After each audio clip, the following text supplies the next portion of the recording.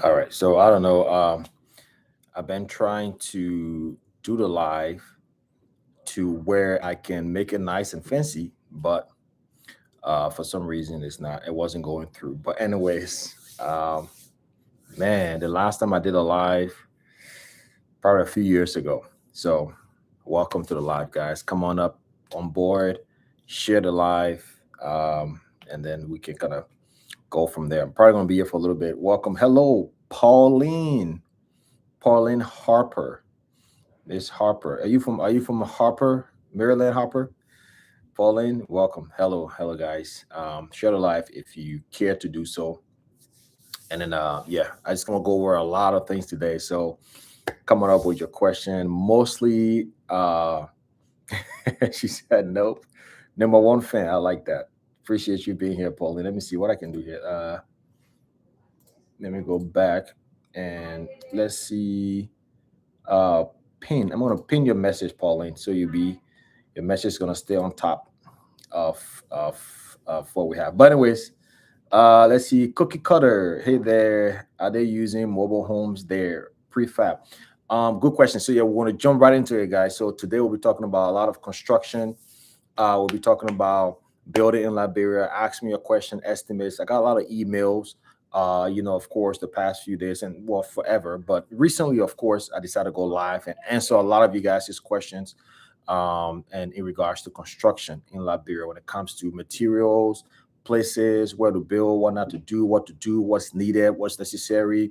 Cost. Especially people ask me a lot about cost.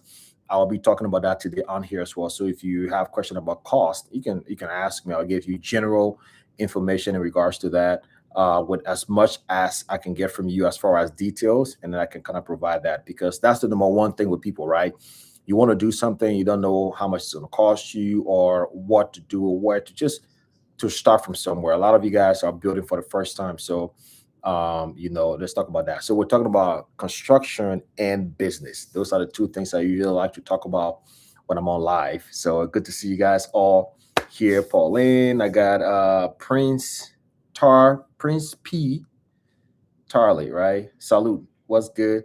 And also, yeah, so let's jump right into it. I'm going to answer your question. So throw your question down in there if you care to do so. And then we'll get right to it. So the first question here basically is asking about mobile homes and prefab. Now, I will tell you this, there are a couple mobile homes or prefab, not mobile home, but prefab homes in Liberia, right? It's a company in Liberia right now that's trying to introduce this to the general public. I'm not sure they haven't done a lot of marketing or outreach yet with that. So I've seen it on one occasion that a company did it, but now people are using it mostly for fences, not so much the construction of the homes itself, but mainly the fence itself.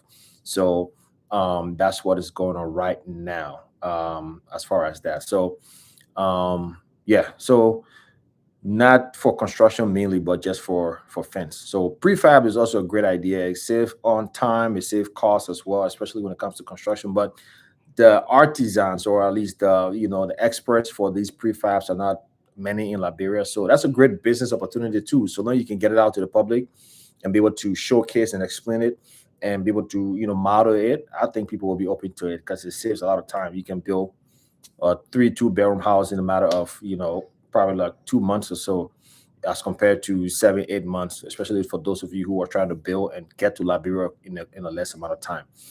But yeah, good question. So again, welcome everybody. Just throw down your questions in there. If you're on the live, share it too.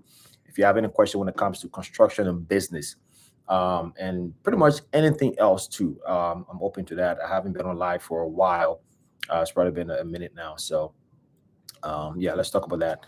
Let's talk about just in the meantime, I'll be talking about just the overall uh overall outlook on Liberia as far as 2026 and moving forward, and just having all of that being uh in the forefront of things basically right now. Sorry about my my nephew up there. He's always causing trouble. But so just having all of that being done. But yeah, ask me a question. So the first thing I want to talk about, I'll go over some questions that came in my email, and then from there, whilst I'm waiting for you guys, questions down there. One of the most popular questions I have is about building a three-bedroom house in Liberia, right? And let's talk about that and the cost. Most Africans, most Liberians, when they're thinking about building, the first thing that comes to mind is to build a three-bedroom house, right? Here are a few things I want to talk to you about. Few things. Number one is I have come across so many people building in Liberia that do not have the proper plan. I've had people that I've gone to visit their sites. I've had people I've communicated with, people in email, and they are building their homes in Liberia and they do not have a construction plan, like an actual detailed plan, right? I'll give you guys a few ideas. A proper plan will include the foundation plan, will include the electrical plan, plumbing plan, mechanical plan, which is plumbing and all the hardware in the house, the roofing plan, and all of that. So, guys, if you guys are not doing these things, you are setting yourself up for failure because basically you're leaving it up to the contractors in Liberia who is free range. They will just put together one or two things that they know how to do, and the rest of it, the money go in their pocket, right? And we in the diaspora know exactly what we want, especially even those in Liberia. You know what you want as far as quality taste, right? This is modern day. People's eyes are open. The internet has made the world so small that you know. When you know what you want, it kind of finishes the details and all of that stuff, right? So so basically people are open to that. So cost of a three-bedroom, I will tell you guys, if you're somebody who has traveled, somebody who lived outside of Liberia before, especially I'm focusing on these people. If you're looking to build a nice three-bedroom house, plan anywhere from 55,000 to 75,000. That gets you a good quality, beautiful home and have everything done the right way, right? Sometimes what will happen is you'll meet these contractors in Liberia and they'll tell you, yeah, man, it's, boss woman, boss lady, boss man, we can do this thing. I think 25,000. Yeah, bring it. I can bid it for you. And that's it, right? And they'll go ahead and patch certain things together and go to the nearest store and get the cheapest electrical components. And that's how all of these house fires are happening in Liberia. The house fire are happening because mainly because electrical issues, right? So you have almost everybody in Liberia get their appliances and things from abroad, from outside, from Europe and in the United States. Now the voltage, how the electrical components of these appliances are completely different from what is set up in Liberia, right? When it comes to 210, 110, or if they have a step down, or if all of these things, right? People don't take that in consideration. They just people send them things from everywhere and they plug it just directly without knowing what's required of such things, right? And then you have your builder going to the nearest store and buying the cheapest electrical component for you and then completing the house that way. And then you're having all of these things. So, right, just paying attention to that is the most key component, basically, right? So let's see here. Somebody said, um, one second here. Somebody said, let's see. Can you give me a rundown on a two-bedroom? Yeah. So I'll tell you, man, a good two-bedroom, like I mentioned in my previous video, anywhere from like 30,000 to 40,000 to get you a nice size, right? Something that's going to be around 950, 1,000, 1,100 square foot, but that's built the right way. Guys, I'll tell you this. When constructions are going on in Liberia, there are so many people doing it the wrong way. And the thing is, we Liberians are so used to just the mediocre, right? Like the subpar, substandard homes. It look like I said, right? I refrain from talking about these things for several reasons. Because as a Liberian, I know how we are. We are sensitive, right? When I start talking about these things, you will have people saying, "Oh, they want you in things here because you're doing construction now, you know everything," or they'll be like, well, you need to stop talking about people that white people can afford. It's not even about affordability. It's about the fact that these guys are now willing to change their techniques and learn, like to pour within themselves, right? To learn new skills and adapt. They're not willing to do that. Because why? Because we, the Liberian, especially diasporans, the local Liberian, are just okay with the house. They build the same looking house. You know what I'm talking about? The same window design, the little archway in the house in the living room, the sunk in living room. The house is about 7 feet to the ceiling instead of 10 or 11 or 12-foot high ceilings, vertical windows, more than few windows. And then you go in most Liberian home, you see one light bulb in the living room. It's dark. these are what they're doing, and then we are coming, we're okay with it, we're happy. You see people celebrating their home, congratulations and stuff. So there's no need for these guys to change their technique, right? So that's what I'm bringing awareness to. If you really push these contractors in Liberia and force them to start learning new skills and only hiring guys who are actually improving themselves, you will see everybody will hop on board, right? They will all start to improve and invest in themselves, right? Somebody asked on my video the other day, commented saying, look, why is it that these construction companies, the guys, when you hire them to build your house, you got to buy a bucket, your shovel, wheelbarrow, everything. Exactly. That's what I'm saying. Because they're used to those things. That's what we're okay with. So that's what they're going with. And this speaks mostly on the fact that they are not willing to grow. If I own a construction company in Liberia, let's say I never left the country, I was there. I would start buying things and saving it, right? I would start, okay, you know what? I'm gonna get a couple rebars and use it more and more. So then I'm more appealing to a client. I can come to a client and say, look, I can build your house. You don't need to buy any of these things. I got it. And then I start to improve. That's it. That gives me more money too, because then I don't have to spend that money. I can charge the client a little bit, less, but I'll still keep a little more because I'm not spending money on these preliminary things, right? So that tells you a lot that these guys are not really willing to invest in themselves and grow. They're okay with the, I know some contractors that I've been knowing for 10 years and they're still building the same thing. Meaning they'll come to build your house with just a hammer on their side and then a ruler. That's it. And I'm like, bro, you've been doing this for 10 years now. You should have your little company car. You should have but it's like the hand to mouth. That's what I'm saying, guys. So when you're building in Liberia, pick your contractor the right way. And I'm giving you guys the responsibility as well. Don't be too like, oh, you want to spend the least amount of money and this and that. If you don't have that much yet, just wait a little longer, right? Save your money a little bit more, playing a little bit of call, maybe wait for another, a lot of people add money during the tax season, wait for that time, or wait for when you're able to get a little bit more money from your job, your bonuses, or put a little bit more time.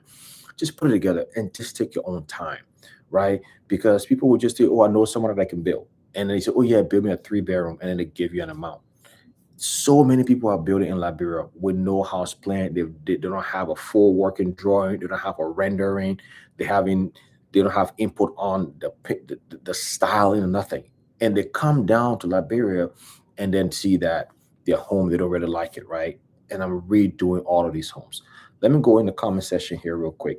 So Pauline says, Shivanimba, hey there, okay, you're using mobile home. I've answered that. Can you give me a rundown the 2 bedroom, which I was talking about, but I got diverted a little bit. I'm gonna go back to that. So what's the square footage for the 55 to 75? And does that include floor tiles? So to answer that question, the 55,000 to 75,000 3 bedroom, the square footage. So it ranges from 1,009 to about close to 3,000 square foot if you're looking towards the high end of that, right?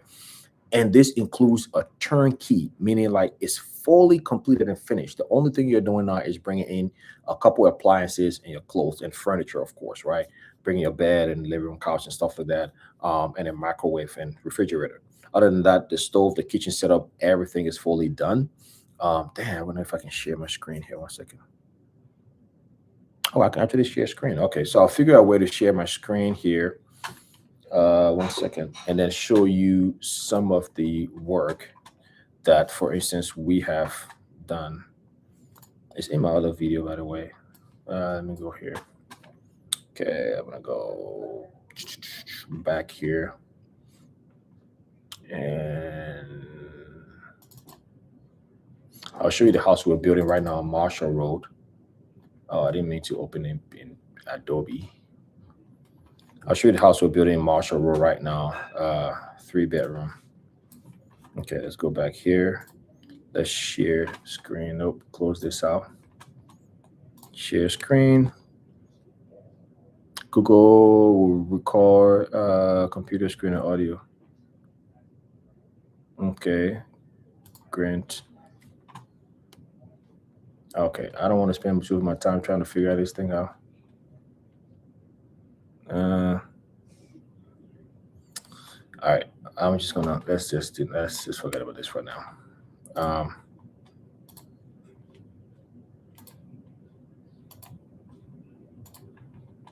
Let's just forget about this for now.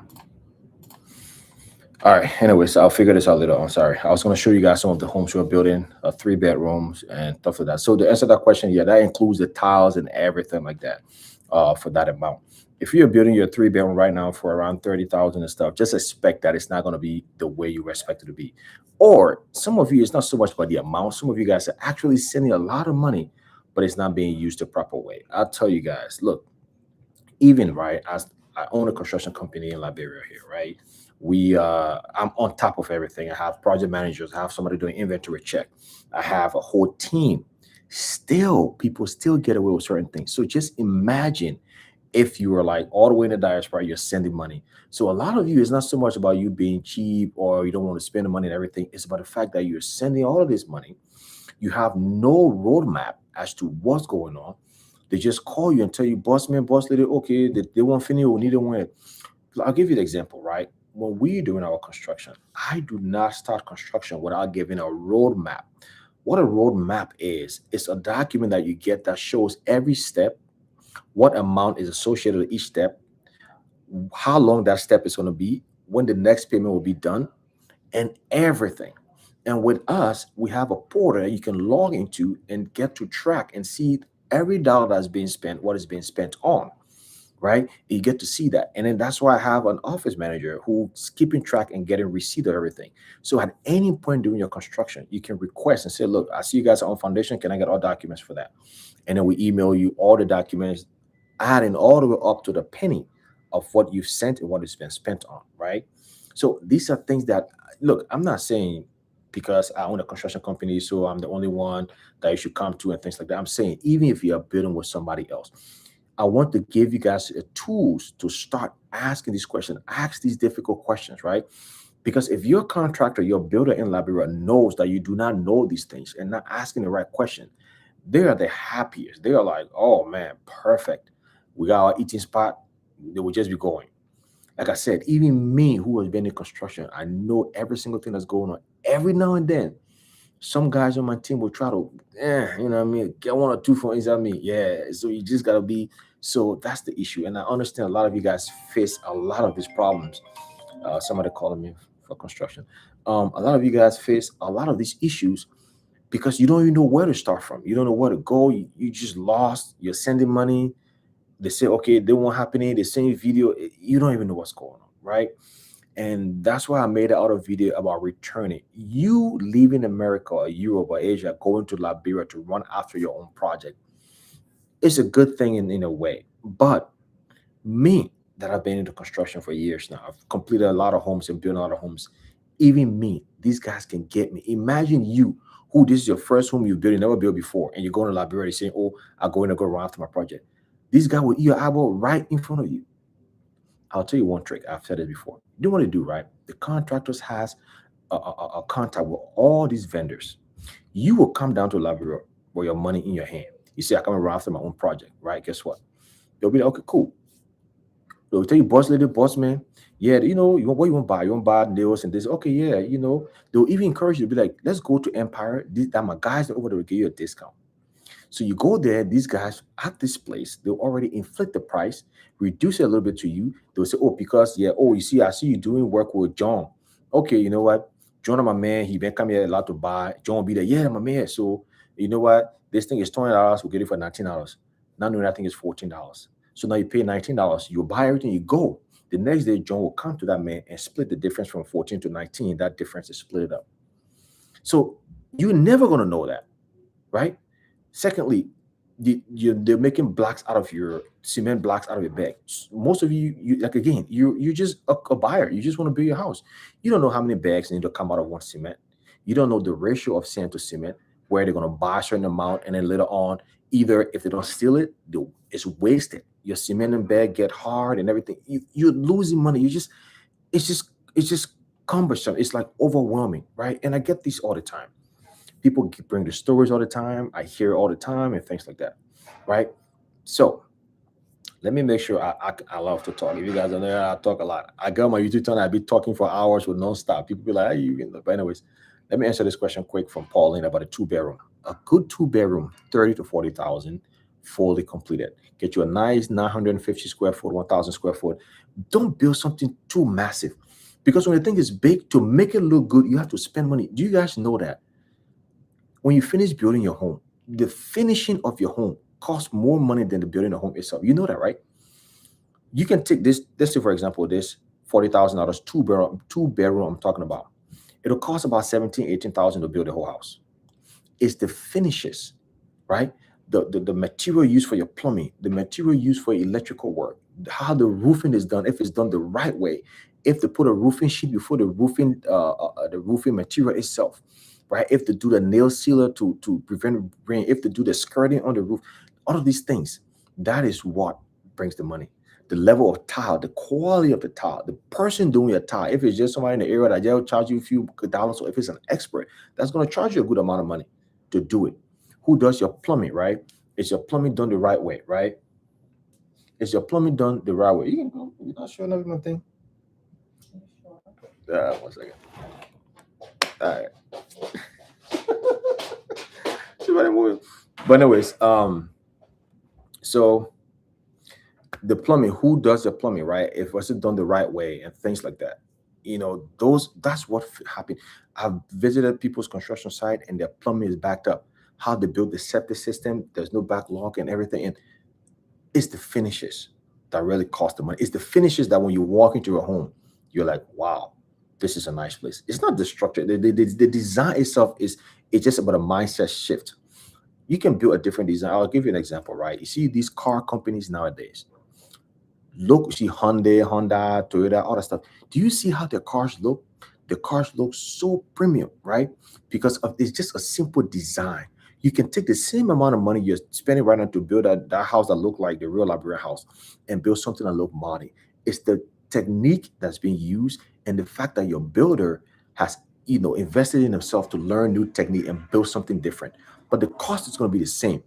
So when I hear people talking about, oh, leave people alone, now what they can afford, it's not about affordability, guys. Like I mentioned, it's about the fact that these contractors are not willing to invest in themselves or learn new technique in order to build something that's a little bit different, right?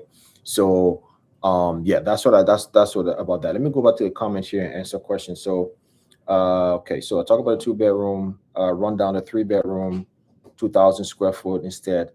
Yeah, so the 2,000 square foot, three-bedroom, to build it up to the standard that I know you will like, most of you guys on here from the diaspora, that'll run you, let's say right around, let's say around 60 grand. Yeah, that's in like fully built, fully finished, around 60 grand, 65 for a buffer. Because with construction, you need to add a buffer, right? Like 15%. Because I'll tell you 100% of the time, there's always something that's going to happen on the construction site that was never planned for. And that's just it, right? So basically, um, that's what you should plan for. You can do less, but again, I know exactly most of you guys on here what you will want. So that's something you can plan for. But now that's because of the square footage. You can reduce that 60,000 by reducing the square footage a little bit, or by using certain technique and using alternative materials that looks good, that looks very expensive, but is very affordable. So you can cut that price down to around the 50s or something like that, right? But again, like I said, you can still build a three-bedroom for 40,000. It's just not going to be as premium as you want. It's still going to look good, right? But to get it to where I see all the emails I get from you guys, the pictures I get from you guys, the reference images, those kind of homes is going to be that amount. But you can still get something nice for around 45, 47 and stuff. But I would say 60 would be a good amount to get it fully completed and finished, where you walk in, you're like, wow. I mean, high ceilings, enough lighting, the kitchen with the four set of cabinets up and down with an island, things like that, right? That's most of you guys, that's what you want. So I'm going to do that. All right, so let's see here. Cutter. So what is the down payment for these homes to be built in payment increments? So yeah, down payment for when we're doing the construction for a client, the down payment is 25%. So let's say, for example, if you're building a home that's around, 60,000 or so, or let's just put in the middle, 50,000, 25% would be what? 17 something? Well, not 17. Let me do the calculation, guys, before I would know this on top of my head, but point 0.25, say about 12.5. So if you're building a house like three-bedroom or so, two-bedroom for 50,000, 12.5 will be a good, that's the down payment. So basically that'll get your site assessment done. That'll get your site prep, the excavation, clearing, foundation trench, doing the whole foundation, backfilling the foundation, casting the foundation, and doing the plumbing work in the foundation, the rough plumbing. So that'll take care of everything if you're starting with that. So 25% of that. And then the increment basically, like I said, we'll divide the construction into 5 stages. So from there, the next stage will be bringing the walls up, which is lintel level. You bring the walls up, and then from the walls being up from lintel, the third stage will be the roofing and fitting. So your roofing, the window fitting, door fitting, all of that stuff. The fourth stage will be plastering and tile laying and everything. And the fifth stage will be the finishes, which will be all your different finishes, installing light, door, cabinets, and all of that stuff, paint and everything. So basically we just divide it into that. So you do 25% down, then 20%, and then you do the last stage is 15%. So kind of like that. So, and we offer financing too. Like you guys know, we're the first company to launch the financing option for Liberia a couple of years back before other people has hopped on recently by offering financing up to 7 years or 8 years. So we brought that program to Liberia, and so that's something too that we're working on. But right now, a lot of people are just doing installment payment, which is most of our clients are doing that as well. What's the down payment? Could call us say, do we get picked the finishes? Yeah. So when it gets to do we get to pick the finishes? So yeah, when it gets to the finishes, that's the portion where we go back and forth quite often, right? Basically, we establish a WhatsApp group with you or have a portal online that I submit all the. So that's the thing, guys. Like when you're building, it's a lot involved, right? That most of the guys down, in Liberia just skip. So, and the thing too is, you guys, I'll tell you, because you guys, most of you guys I speak to, you don't want to spend the money to do it the right way. That's what I tell you. If you're going to build in Liberia, before you start building, take $1,500, set it aside for all your preliminary work. You have to. I cannot stress this. You have to get your preliminary work. 3 videos back, I made a video that said the one most important thing you need when you're building in Liberia. If you haven't watched that video, go watch it. And that one most important thing is your startup package. Your starter packet. And that starter packet includes, I'll mention here again, just in case you missed it. Your starter packet includes your land assessment, which gives us all the information about your land. If you don't know the information about your land and you're going to be building, you're setting yourself up for failure. I promise you. If you don't have a land assessment, you're setting yourself up for failure. The land assessment will tell you everything about the land, the soil type, the topography, if it's slopy land, slanted land, wet land, if would tell you if it's prone to flood, that if it's rain, because most of you buying land during dry season, you don't even know if rainy season how that place is gonna look like. So now you guys, you build a house, it rain, the water set in your whole yard, you can't even come outside. It happens all the time. So your land assessment is going to be in there, and then your construction plan will be in there, which include your plumbing, electrical, foundation, roofing plan. All of that will be in that packet. That's what we provide. And if your builder don't provide that, ask them about it and let them put it together for you. It includes your permit. Again, a lot of you guys are building in prime location. You don't have permit. It's okay for now, but watch 5, 6, 7, 8, 9, 10 years from now. You see what's going to happen when they come knocking on your door. Lands and mines. All these people when they'll harass you. So don't you don't get a payment. They'll come to you anytime, eat money from you. You get your permit. People overlook this, right? But we just do it. It doesn't cost that much. It's like you get your permit, depending on the kind of property, but it doesn't cost that much. $150, $100, 200. Just do it. Your permit, and then you get your estimate.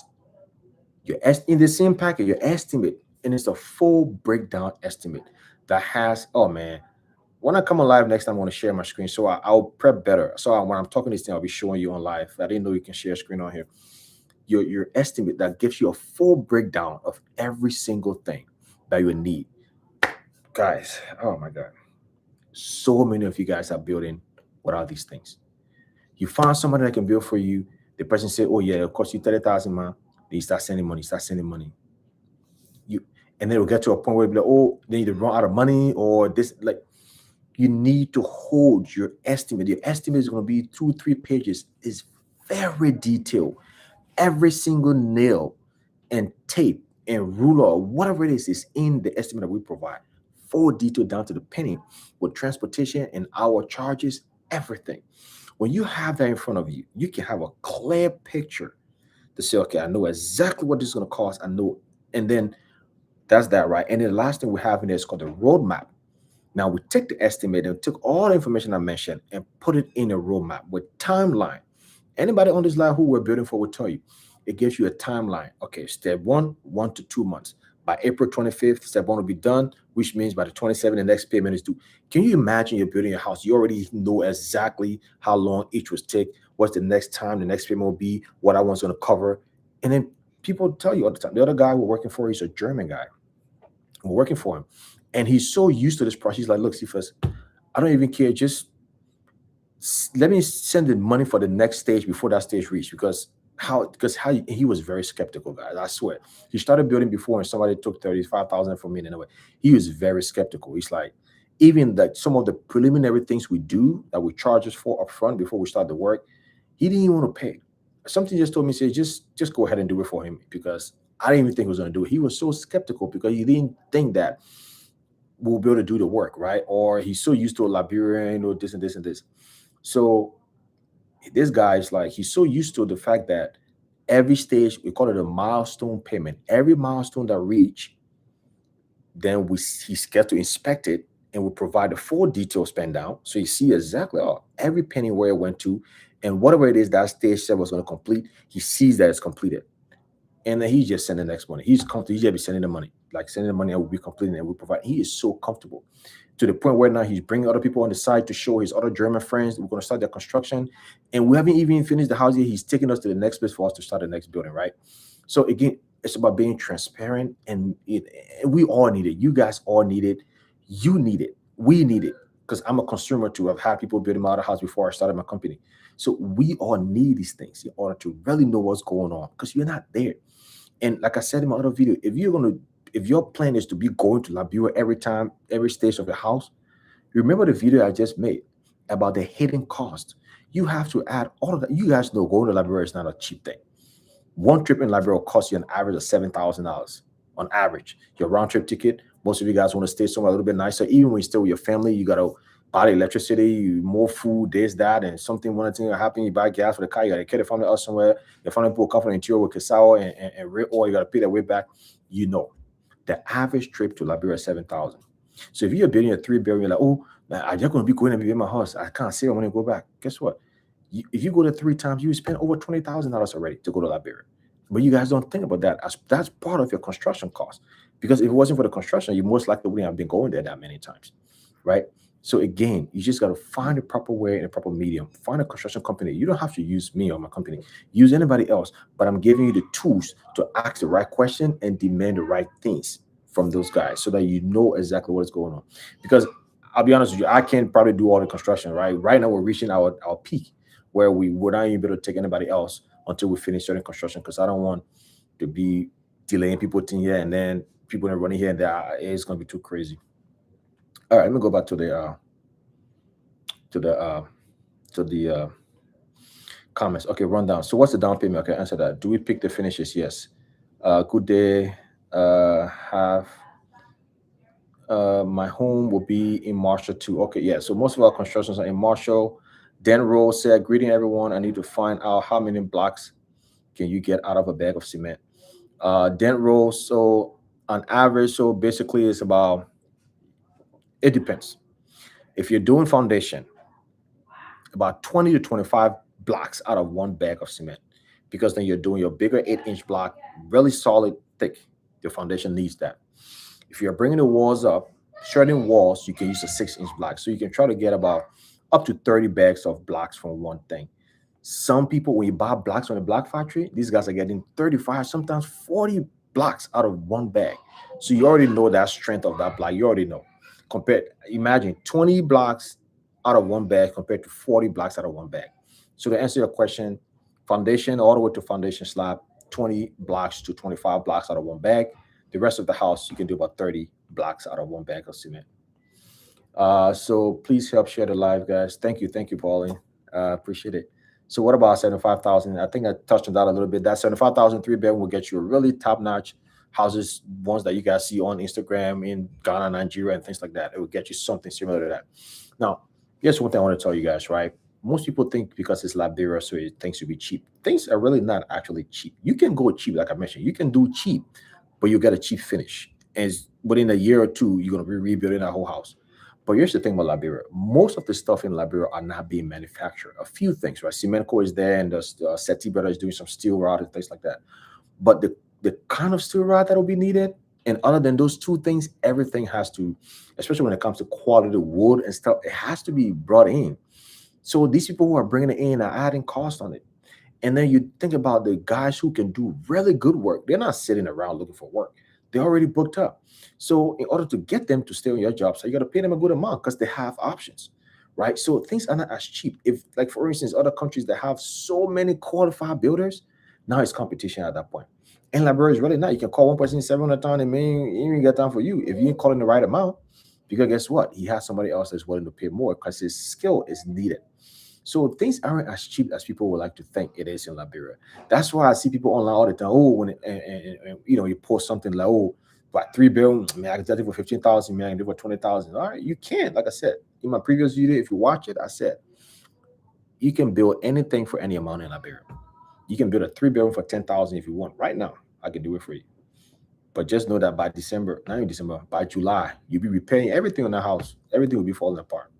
But some people is just they're trying to get a roof on top of the head, and that's fine. Like I said, I ain't trying to be whatever, like, oh, so you mean everybody should get plenty of money before? No, no, no, no, no, no. I'm just saying setting realistic expectations, right? At that point, if you get 10,000 for a 3 bedroom, that's completely fine. At that point, your main priority is getting a roof over yourself and your family's head, which is completely okay and it's completely fine. That's what you can afford. That is 100% okay, right? I'm just talking about those who are coming in with an unrealistic expectation, thinking they can get these houses that look like in Nigeria and Ghana, and they won't spend 30,000. It's not going to happen. Somebody will just tell you yes and eat your money, and at the end of the day, they leave it incomplete because they're not going to be able to complete it. So what's the time frame between phases? So it depends. Normally, the first phase take the longest when it comes to the timeline with the construction. That is because that has to do with the site assessment, getting the permit. All that takes up to 2 months. The first phase, from beginning all the way to the foundation and the foundation level, right? So then that means after 2 months, then you do the payment for the next phase, and then from there, the other phases takes about a month or so. And then I always tell people once you start approaching the rainy season time, come April, May, and things like that, then your construction timeline will be extended a little bit. So, yeah, that's one thing too as well. So, is credit card accepted? I don't understand. So, where you see Charles Jones, what do you mean? Yeah, credit cards accepted. I don't know if it's with our company or Liberia. With our company, we accept credit cards for sure. You can pay online, you pay through our portal. In Liberia, credit cards accepted in Liberia too. You can use your card to a lot of vendors. So a lot of places you buy materials from and things like that, you use vendors. The only people you can't pay are your contractors and stuff with credit card because these guys are not set up that way. They just give them money cash. A few of them, most of them even have bank accounts. So, but with us or with other people over there, you can do that. Cookie Cutter said, "Can you build on my own land?" Yeah, so I'll say about 70%, no, not 70, but 60% of what we do now is building for people on their own land. Yes, so we do build for people on their own land. And then 30%, 40% is building in our estate that people are buying and going through payment plan or financing and stuff like that. But if you have your own land, you come with your plan, we do it. If you don't have a plan, we'll do your assessment, your entire plan from ground up, and then do building from all the way up to as well. So, Pauline said, okay, said 5,000. House of Levin. I'm not sure. Hopefully I pronounced it right. I heard somewhere that building material prices have dropped in Liberia. Is that true? What does the startup package cost before? I'm not sure. I don't think that's true. I really don't. And especially now, right? I tell people all the time, this is construction season right now in Liberia. From October all the way to March is construction season. You're not going to find a lot of things that are discounted at this point. Everybody's buying. People are buying in bulk. So things prices, especially it's simple economy, right? So like the higher the demand, price, the more demand for something, the prices gonna go up a little bit, right? And then if people are not buying as much, you see vendors try to drop the price so they can encourage people to buy, right? So if everybody wants something, that thing price is gonna go up. So right now, I don't see that over year, prices are always going up. So, for instance, the houses we used to be able to build for 30,000, we can't do that now from 2 years ago to now. So you barely inflation is coming, inflation as well. Things prices really don't go down like that. Yeah, so maybe there might be a couple things based off of maybe supply at this point, but in general, things prices are increasing. That's why I always tell people if you're gonna build in Liberia, you gotta build now, right? Like there's never a better time to build or buy land, whatever it is to do it now, because it's just the world as we live in. The world as we live in, things just get more expensive. Inflation happened. Things are never gonna go down in price. They're not gonna go backwards, right? Um, And then Patrick Young, what's good? Patrick said hello to my Liberian brothers and sisters. What's good, Pat? And then before we start building, do you advise that we contact Public Works to lay out the road in the community? Great question. Not to lay out the road per se. They're probably not going to do it. Not right now, especially if your community is just coming up. Unless you guys put together and do and go and lobby it. But a good idea would be to have Public Works come and reconfirm the demarcation of your land, especially if you're building near anywhere that's an alley or anywhere that was going to have a potential major road in the future. They will come and confirm to you where your property line can start and or stop, basically, right? So even if you own land all the way up to the road, doesn't mean you can build closer to it, right? So you have this demarcation, right? So they already have the plan for a potential future expansion that will let you know, okay, well, you never know, 10, 20 years from now, we may be able to expand this place. So this is where we advise you to start. And that's something my team can do because we have somebody from Public Works that's on our team. They can do that, resurvey the land, confirm with you where the alley is, where not to go, how far from the road. You have to stay in the center of the road and measure, I don't know, three car lanes or so for the exact measurement, but they'll let you know um, where to build. So yeah, not so much with the road. I mean, it's the government thing. Most likely they'll come and do the road certain place at a certain time. If the area is fast developing and they have an incentive to do it, they will. But normally, you just bring your yellow machine and do your own road. They just got to show you where it is. You do your own road around your area, finish. Because if you wait for them, you'll be there for a long time. Charles said, "Do your company accept credit cards?" Yes. So yeah, we do. Yeah, we have process payment. What's the credit score for your financing? So yeah, good question. Credit score for our financing. So right now it's about anything over 600. So if you have 600, 620, 640, 650 is good. And it uses the same metrics as how it is here when you're applying for things, right? So our financing company is Successor Global, and they have a branch here in Oregon in the US. So if you're financing in the US or if you're in the UK, they have a branch there. If you're in Australia, they have a branch there as well. So um, yeah, so about 600 and up, you apply for it, and basically 2 years tax return, and then a couple pay stubs, and then we go. The finance up to 150,000 based off of those criterias, and then you put 30% down to finance 70%. So that's kind of what we do basically. My company. So Painter International or MP International. MP International African Shop. My house is already built to roofing level. Can you please help me with the finishing, my brother? Definitely. Let me put my phone number in here and then just send me a WhatsApp. I put it in there. Just send me a WhatsApp text message, and then I can. So basically, and I'll give you a rundown of how we work. So if you have a project that you want us to take a look at, especially something that's already up, so the step basically is, well, to go do a site assessment. We have to either, if you have the house plan, you give it to us. We use that in conjunction with the site assessment, or if you don't, we have to go on the site and do the entire evaluation and remeasure the house and get the full analysis of the house. Then from there, we based off of what level the house is at. Some of the time we'll have to redesign a house on the computer and do the entire finish and everything on the computer so you get to see it. And then from there we accompany that with an estimate, and from there, then that's how you do it. But of course that comes with a cost because I have to pay my engineers, my surveyor, my quantity engineer, everybody to get the work done. So there is an upfront cost, but in that upfront cost get refunded to you once you give us the contract to do. So it ranges anywhere from 150 to $500 depending on the scope of work. But then after we do everything, we provide that to you. That's an essential information for you to have to continue the project with us or with anybody else. But if you say, okay, cool, that looks good, let's do the work, and then we'll give you the BOQ or the estimate, and then the estimate, every estimate has labor cost, and then we'll deduct the labor cost. We'll deduct the amount you spent for us to get you those things. We'll deduct it from the labor cost. So it's just so basically it's a free service, but it's an upfront cost because of course, yeah, I gotta say my whole team is gonna probably take a week, measure, come back, do calculation, and the engineer redo all that stuff. Of course, yeah. So I have to do that, and then after that, then we deduct it from the amount. I When I started my company, man, I really trusted my Liberian people. I was doing everything for free. I was paying my guys to do it, and then the people that would just come, they would take it and carry it to the uncle or the auntie or the somebody else to go do the work. Yeah, because they didn't want to pay for that service, so they would just carry. And I was like, wow. And I was just spending money left and right. The other lady came from America or Liberia. Yeah, I mean, I did her assessment. I went to she's like, yeah, this. And they want to gather all the information, everything. I paid my guys. And she used it to go to find another guy that would do it and try to undercut a little bit.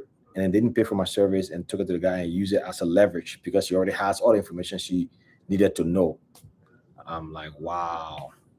I mean, you live, you learn, man. I mean, it's what it is. I went in there really, you know, doing it passionately. I'm so passionate about these things. And like my people we gotta get it right. Like I said, I told you guys on the here before. I used to live in Ghana, and I'll be honest with you. Like at some point in Ghana, I didn't even used to let people know I was a Liberian because I was at some point like a while back I was ashamed of like being a Liberian because I was like I don't have anything to show. We don't have anything going in our country. Our country look like this. Like, but now it's been almost I don't know 10 years since I've been an advocate. Like I strongly believe that we Liberian they are not better. Nigeria, they're not better than us, right? We got to do the work, but it's just that a lot of us Liberian are not willing to do the work. Like we're comfortable in another man's country. Like we are all comfortable in these diasporas where we're just like Liberia, man, forget that place. I have stupid that is smelling place. And then we just do that. Like there's no sense of pride to say like I'm a proud person. I have pride. Like where I come from, I want to compete with other people. You know what I mean? Like, why would I be comfortable just in another man's land, laying down in other people's place? These people work hard for their stuff. They were able to put them on. It's like, why are we in these diasporas, no matter where you are, so happy and, like comfortable because another person put their sweat in, another person was dedicated, another person was disciplined enough to build that spot. And when I come, we lay our bed in their people in place and we're comfortable and then we're talking down on our spot. What about we do it? I get it. It's challenging in Liberia. I understand all the challenges you guys face. But here's the thing. Let me break it to you.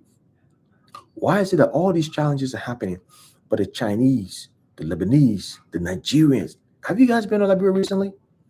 The Nigerians, the Lebanese, the Indians, why are these guys pack up? I usually realize bring the why they pack up in our country making money, expanding their businesses, right? They're the biggest employers in our country. Ain't that the same country that got all the problems? So, but we Liberians, we run away from it. You know what I mean? We run away, we wash our hands, we sit on that stupid country, that did. Like, listen, we gotta fight for our own stuff, man. We praise Ghana all the time, but you know what the Ghanaians do? They come here, they gather all their accolades, their skills, and they take it back. And they fight for that stuff. It doesn't mean Ghana is perfect. People complain about the government all the time too. But it doesn't mean that they just, dog their country. I mean, a lot of us Liberians, that's how we are. Liberian people we can't wait to talk down on Liberia. That's one of the most exciting thing a Liberian can do, to talk down on Liberia. Yeah. But anyways, that's enough of that. I always like to sidetrack. I got 12 more minutes here. I want to do an hour. Anyway, if you let me go, I'll go all without a side topic there. But let's go back to it. Anyways, so credit loan is for your subdivision only. Can it be used for own land? Good question. So initially when we started, it was for our subdivision only. Now it can be used for your own land. So as long as you have your land, you have all your paperwork, your document that you own the land and things like that, then yes. So then we can do it for your own land. So we definitely can. House, can I comfortably fit two 3-bedroom bungalow on a 2,000 square foot, about 2,000 square foot on one lot? Can I comfortably fit two 3-bedroom bungalow, 2,000 square foot on one lot? I wouldn't say comfortable. It will fit, but I wouldn't say comfortably. Yeah. So you can do a 3-bedroom. Well, it depends on the position. It can fit comfortably, but like you won't have like just really huge. It can fit both of them depending on how you position them, and you can still have yard space on both sides. Park up to 5, 6 cars there. You can do it, but when I think about comfortably, I'm thinking about like big space to run around and put other things, a little bungalow, a little gazebo area, all that stuff. You wouldn't be able to do that, but you can fit two, 3 bedroom, 2,000 square foot on a lot. You can fit it at, but yeah, it wouldn't be as comfortable as maybe how you would want it. Um, so, what are your requirements to qualify for the loan program? So, yeah, like I said, at least 600 square foot. You got to be employed for somewhere at least 2 years, right? Um, did I say 600 square foot? Or did I say 600 credit score? I don't know what I just said. 600 credit score at least. 2 years of tax return. You got to do your pay stub, and things like that. Pay stub. If you're building your own land, you got to make sure you own all your land documents free and clear because they'll have to come inspect the land because the land will be used as security. The bank is not going to loan you money for a land that is probably not yours or that's going to have issue, and then there's dispute and everything. And then when there's a court resolution, everybody got to split the money, all that stuff. The bank have to secure their interest. Normally, I'll tell you from experience, it's better if you start building on your own land and then get the financing. To be honest, it's a lot quicker and easier that way. Unless, or if you own some securities in other aspect in Liberia, some people own land, other places they already own other properties and stuff. Then they can use those as a security, right? So we have a performance bond too. So my company have a performance bond, which also serve as a way for the bank to easily give you the loan, because then is the performance bond is like an insurance. So basically, if anything go wrong, doesn't get completed and whatnot, the bank can recoup their money from the insurance company, and we pay the premium. So we have that set up. We're the only company that do it right now. So again, that's why people come to me, like, look, we're just trying to do it the right way, man. We're trying to do it the right way. We're trying to set up a system in Liberia, but you have people who come and be like, oh, 30,000 $2 billion. What do you mean? It's all of these things. We're paying premium. We're paying this. We're doing that. We're doing that, and we're getting a quality finish. People just used to like really subpar thing. They won't do it for 15,000. Like it's fine. Like I said, if that's what you can afford, do it. But don't come, you know, acting like an expert, thinking this is what you can do for this and that. Nah, you can't. I mean, it's just impossible.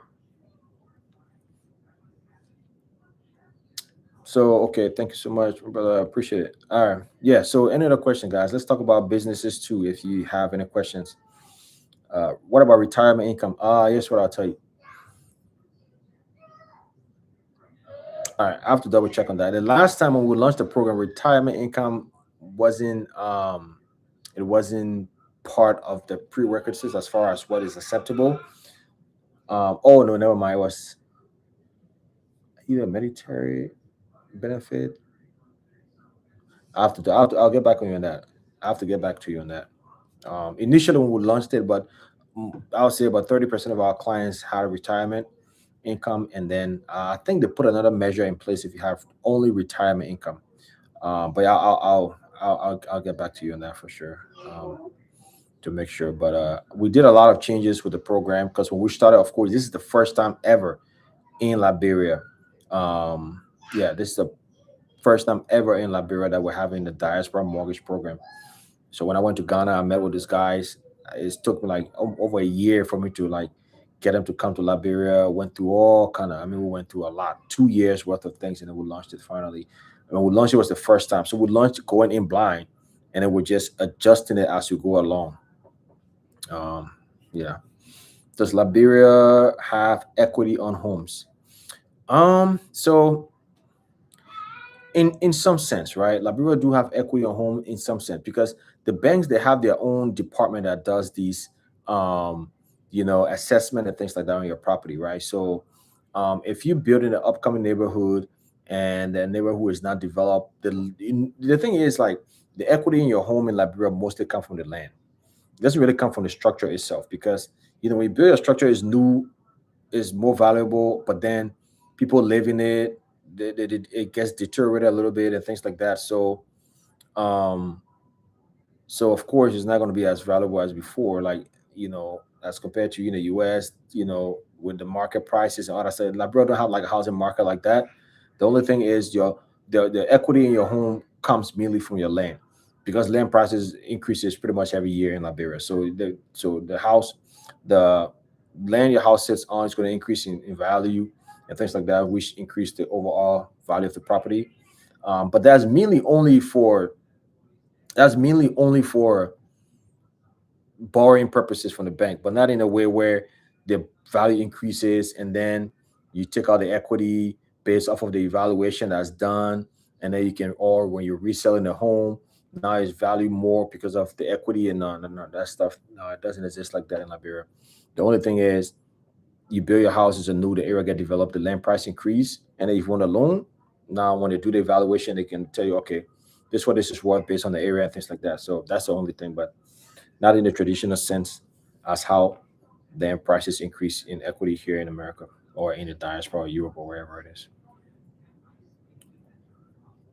Yeah, he said income is income. Please do. Income is pension and SOS security. Yeah, I think we have that. Yeah, I think is yeah, that should be a part of it. We did the amendment to the plan, and then we updated it to that. So I'm pretty sure. But I'll get back to you. Patrick said, I'm Black American who always hear people talking about moving to Nigeria or Ghana, but Liberia, but its historical relationship with Black American intrigues me more. Yeah, and again, Liberia connects more with Black Americans than pretty much almost any other country. Ghana is the second close. But the thing is, everybody else package themselves better than we do. You know what I mean? That's all. Other people package themselves better. They put more into tourism and attracting more people from outside and telling their narrative, right? Telling their story and things like that. And when visitors go there, they put a lot of things in place to make them feel at home and make them more connected. And Liberians don't have those things in place like that. That's why. But when it comes to true history and the connection with Black American to Africa, Liberia is your number one stop. But we it's just recently, but we when I started YouTube, there wasn't any other YouTube channel on here really. There weren't any really. You know what I mean? So when I started and see now all the other YouTubers coming, make me really excited, and I watch all of them and support all of them.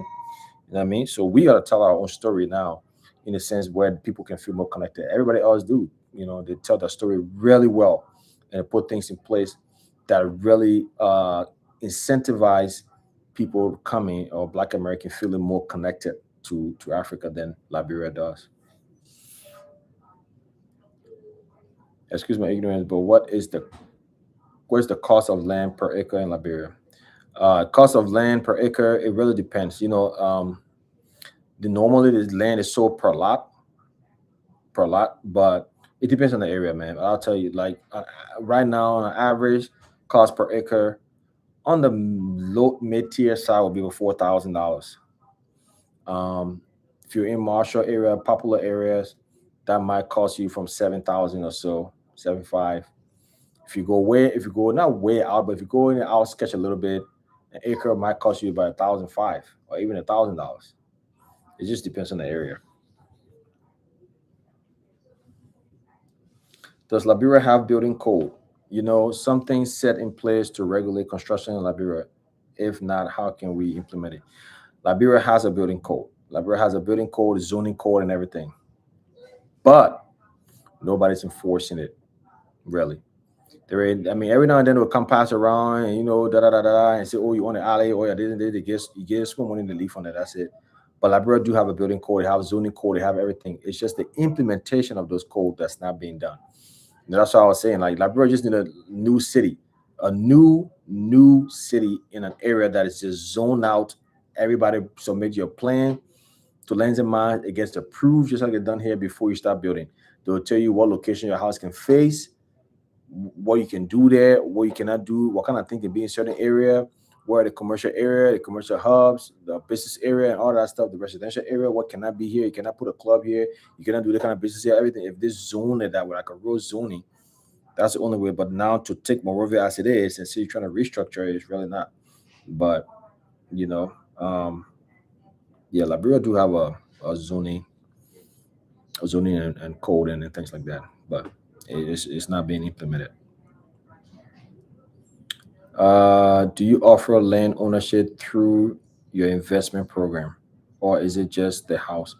No, so we do not offer a land ownership. I mean, I have a brokerage firm that we sell land, but as far as the program itself, you have to have your land already, and already probated and all that stuff. You have to document everything, and then we can before we do that. Yeah. So, but anyways, I got a few more minutes here. So, any other questions from you guys when it comes to just anything else, construction or business or anything else when it comes to Liberia? I answer that, and then when it comes to the video I just posted yesterday or 2 days ago, or today was it today? Today, right? Yep. When it comes to the building of the three-bedroom house, I'll post I'll post the part two tomorrow. I'll just post. I got like in that little series for the three-bedroom. I got 4 videos. So just the first one I posted for the foundation only. Janice said, "Do you build school?" Right now, we've started a foundation for a school. So we're building in Lower Bunk County. So it's a elementary to junior high school that we're building right now. The client actually is so funny. I asked that question, but because today I just got out of a meeting, a long conference meeting with their committee and my team today. So we started already. We started the construction already.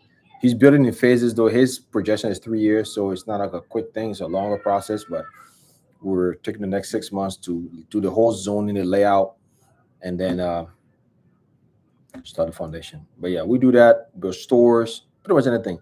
The most unique one we have recently is a gas station, and not, so we're able to do that, but not entirely. So I had to bring in a separate team to collaborate with experts.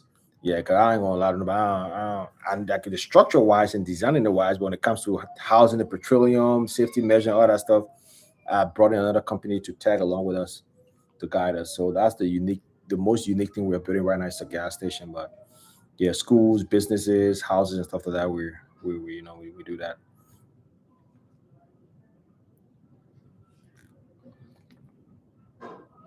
Mm-hmm.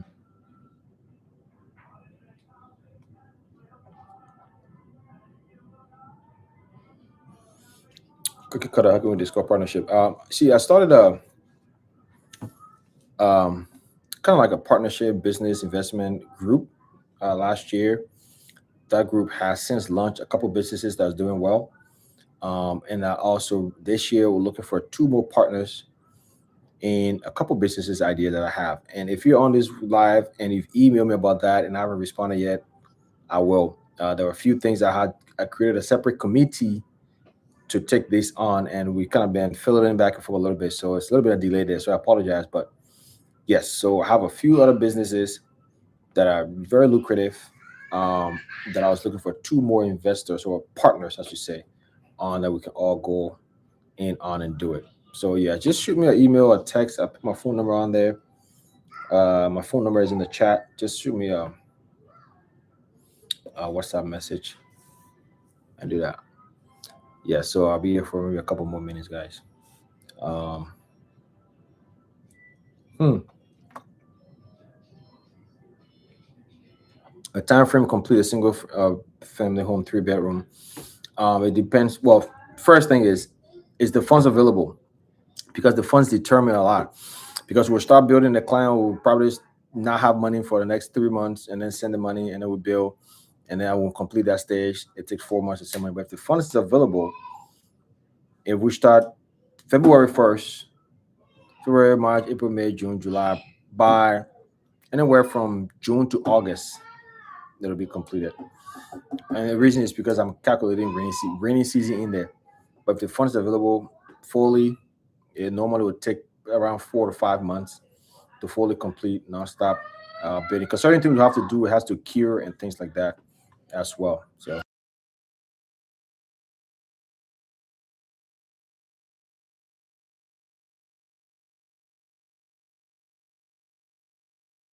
all right. Somebody said you advise against building a duplex in Liberia. All right. So, of course, my advice against building duplex in Liberia was not entirely taking it face value, right? Sometimes I make the title for shock value, right? So that people read it like, oh, wait a minute, what is he talking about? They come review it. So I'm not saying don't build duplex at all. What I'm saying is from my experience, a lot of people come in with wanting to build duplex, and they have no idea what it takes to build duplex. Duplexes are, it has to be done the right way. So it's always going to cost you more than a single level. So most people will come to me like, oh, see, first I want upstairs, downstairs, da, da, da, da, da, and then they have like 45, 50, or 60,000. To build a nice duplex 3 bedroom, 75 to 85 is a good amount, right? To really get it up. But people will come in with 50,000. The other guy came with a 5 bedroom duplex upstairs, downstairs. He said it was 50,000. I'm like, you can do it. Like I said, you can build anything. You can build it, but it'll look so crappy, and it will not have the kind of finishes and the kind of quality that it would take to finish, right? That's why I said do not build a duplex. But I'm not saying don't. I'm saying, most people that's the case. And then if you're going in, go in the right way, plan the quality, save your nice money. You can build a mini duplex. Mini duplex is a smaller size, compact duplex. Or when people think about duplex, most people want to go back to building Liberia. They want to build the biggest dream house they've ever thought about. So that's why I said that. But then secondly, too, duplexes come with more maintenance. If something break in the house, your pipe that's running up and down, your water pressure thing is going to break more often. Um, the When it comes to roofing, is a little hard to get to change. When it comes to you going upstairs, downstairs, most of you, when you get a little bit older, you don't even want to go upstairs again and things like that, right? So single level is just easy, more maintenance. Duplex is going to take a little longer time because when we you got to cast the foundation, wait for it to cure, build a ground floor, cast the ground floor to put a second level on top, wait for that to cure. The amount of steel rod to build up to cast the first level properly is going to cost a lot of money, 20% of your budget. That's why I said that. But I'm not saying don't build it though. I'm saying you have the money, you plan accordingly. Duplex is really good, right? Because it gives you a lot more privacy. It looks really nice when you're up there. It's more secure. People feel safer when they're upstairs. It has a lot of benefits. But I'm just saying that because things like that. Somebody said, please stop saying duplexes. You mean two-story house or two-level. Use the right term. But it could be anything. A duplex is upstairs and downstairs. A duplex could be a side by side. A duplex could be a side by side. Two duplexes are two separate units for two separate family. I use it interchangeably because it's easier for people to understand, right? If that's a single family house, people, you can say a two-story single family house, yes, but duplex is widely known as upstairs downstairs. I'm just using it for the upstairs downstairs phrase, not the usage phrase. It's not so much about that. When I say duplex, people the first thing people think about is upstairs downstairs. That's about it. That's why I use that, but doesn't necessarily mean, I know you're trying to be technical and all that, but I get it. If somebody's trying to build and we're discussing the use case of the property, duplex will really come in play as to like, okay, what that actually means. But for this purpose of this, most people on here, duplex just mean upstairs, downstairs, and that's what it is. If I'm discussing it with another developer or somebody who is actually building for the use case, then definitely duplex will mean two separate units basically, and it could be side by side. It don't have to be upstairs, downstairs too as well. But yeah, thanks for pointing that out though.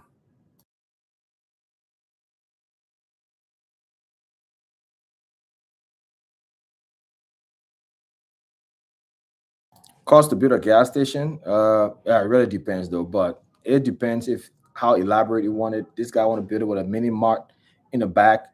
How many tank is going to house and everything. But it could cost a pretty penny.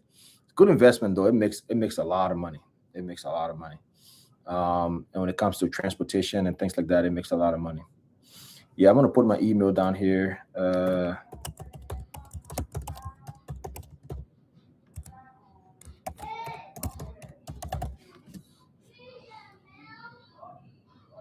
Yeah, so that's the email that I have. You can just shoot me an email.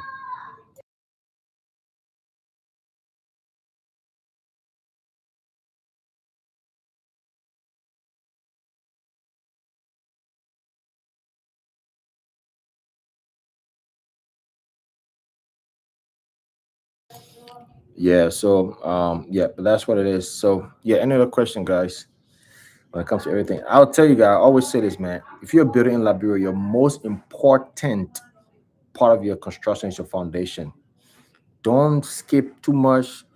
If you're gonna save money on your property, that portion of it shouldn't be where you save money.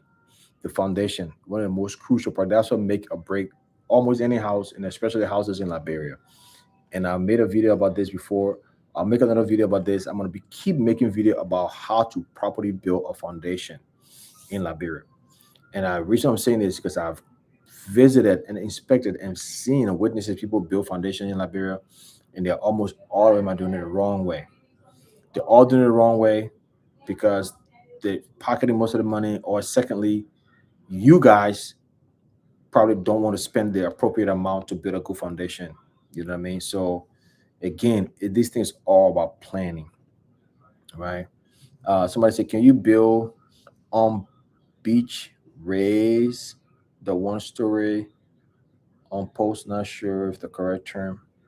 Can you build on beach raised the one story on post? I'm not sure. I don't understand. I don't understand the question. Cookie cutter. I'm not sure. Maybe you can rephrase it, and I understand. What does the process looks like to contract me? A great question. So to contract me, right now we're about three more clients from kind of closing things off, because like I said, the skilled labor force that it takes to build these kind of homes I'm looking to build and I'm building, it's not like available like that in Liberia. And those guys are working for the biggest company. They're working for the Lebanese guys. They're working for these government contracts, right?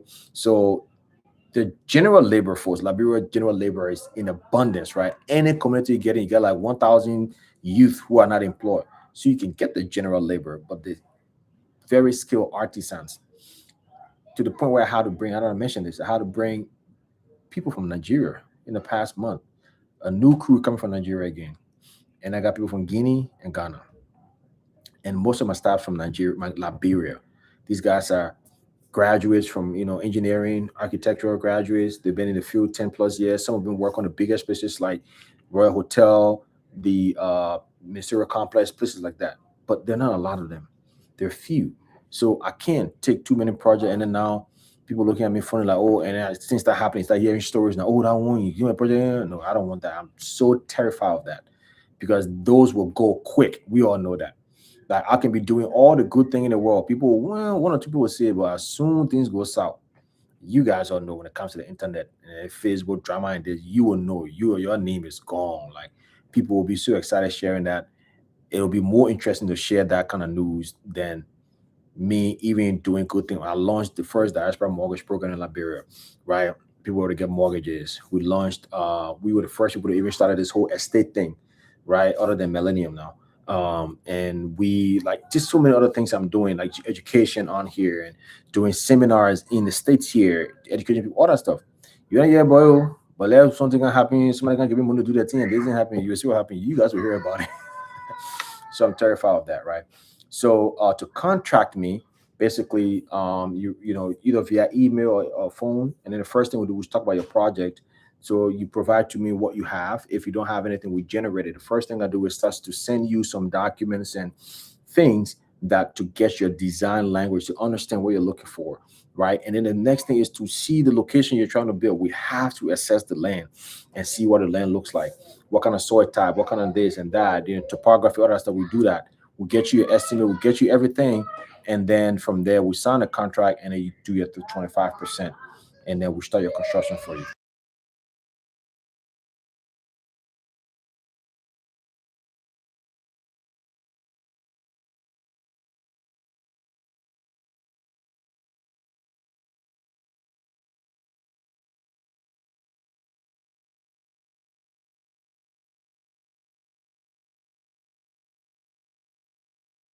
Okay, so now I understand the question. So you build on the beach, but then you build it almost like building it on some stilts, almost building it on some stilts and raised it a little bit. Well, I'll be honest, we haven't done that. I'm sure when I present it to my engineers, they will look at the plan and analyze it, look at the location and see if that's something that they can do.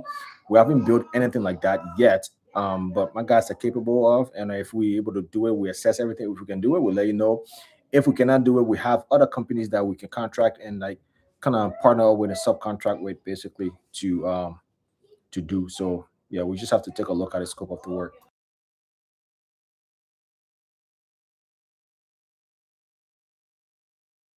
Do you source finishing materials locally? So yeah, it's a blend of things, right?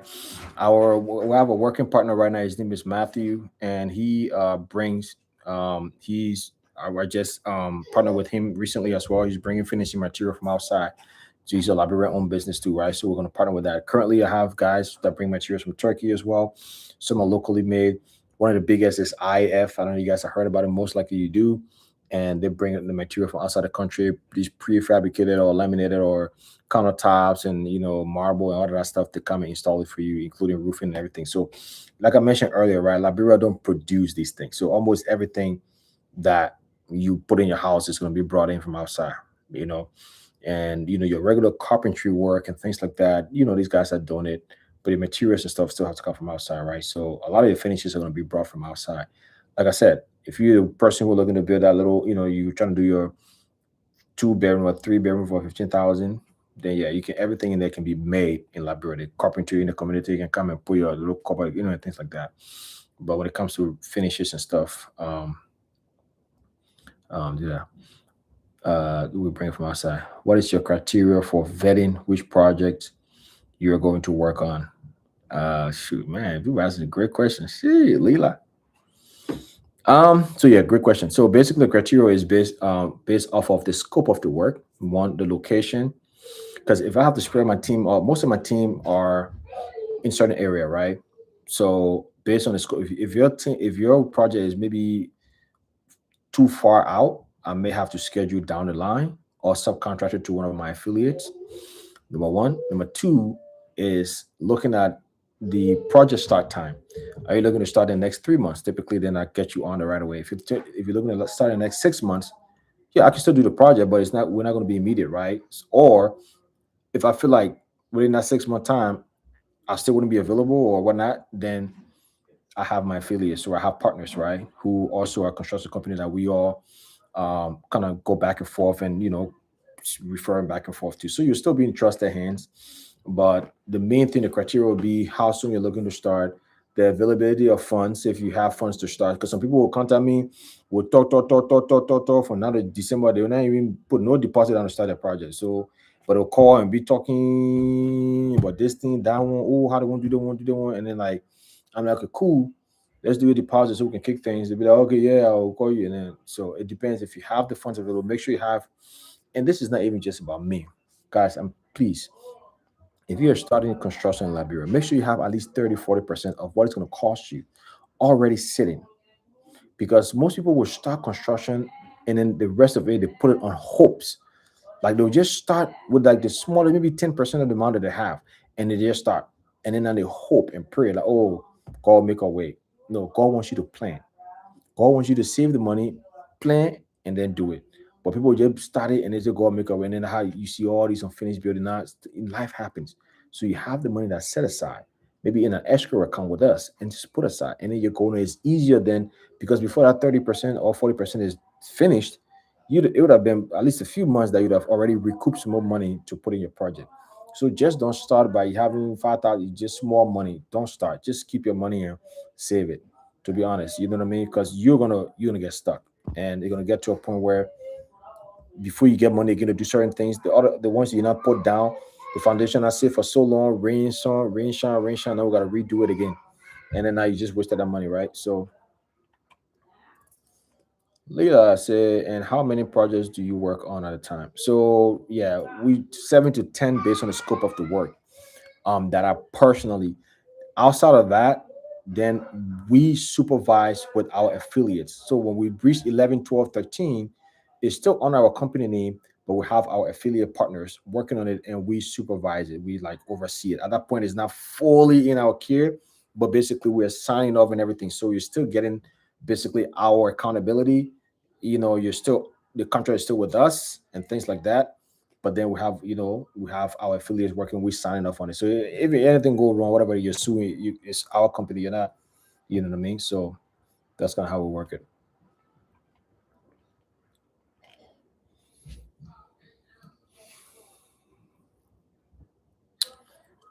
Yeah, so anything else, guys? If I'm on Facebook, I'm gonna be asking for stars. Send me stars, send me stars. Hit the cash out, hit the cash out.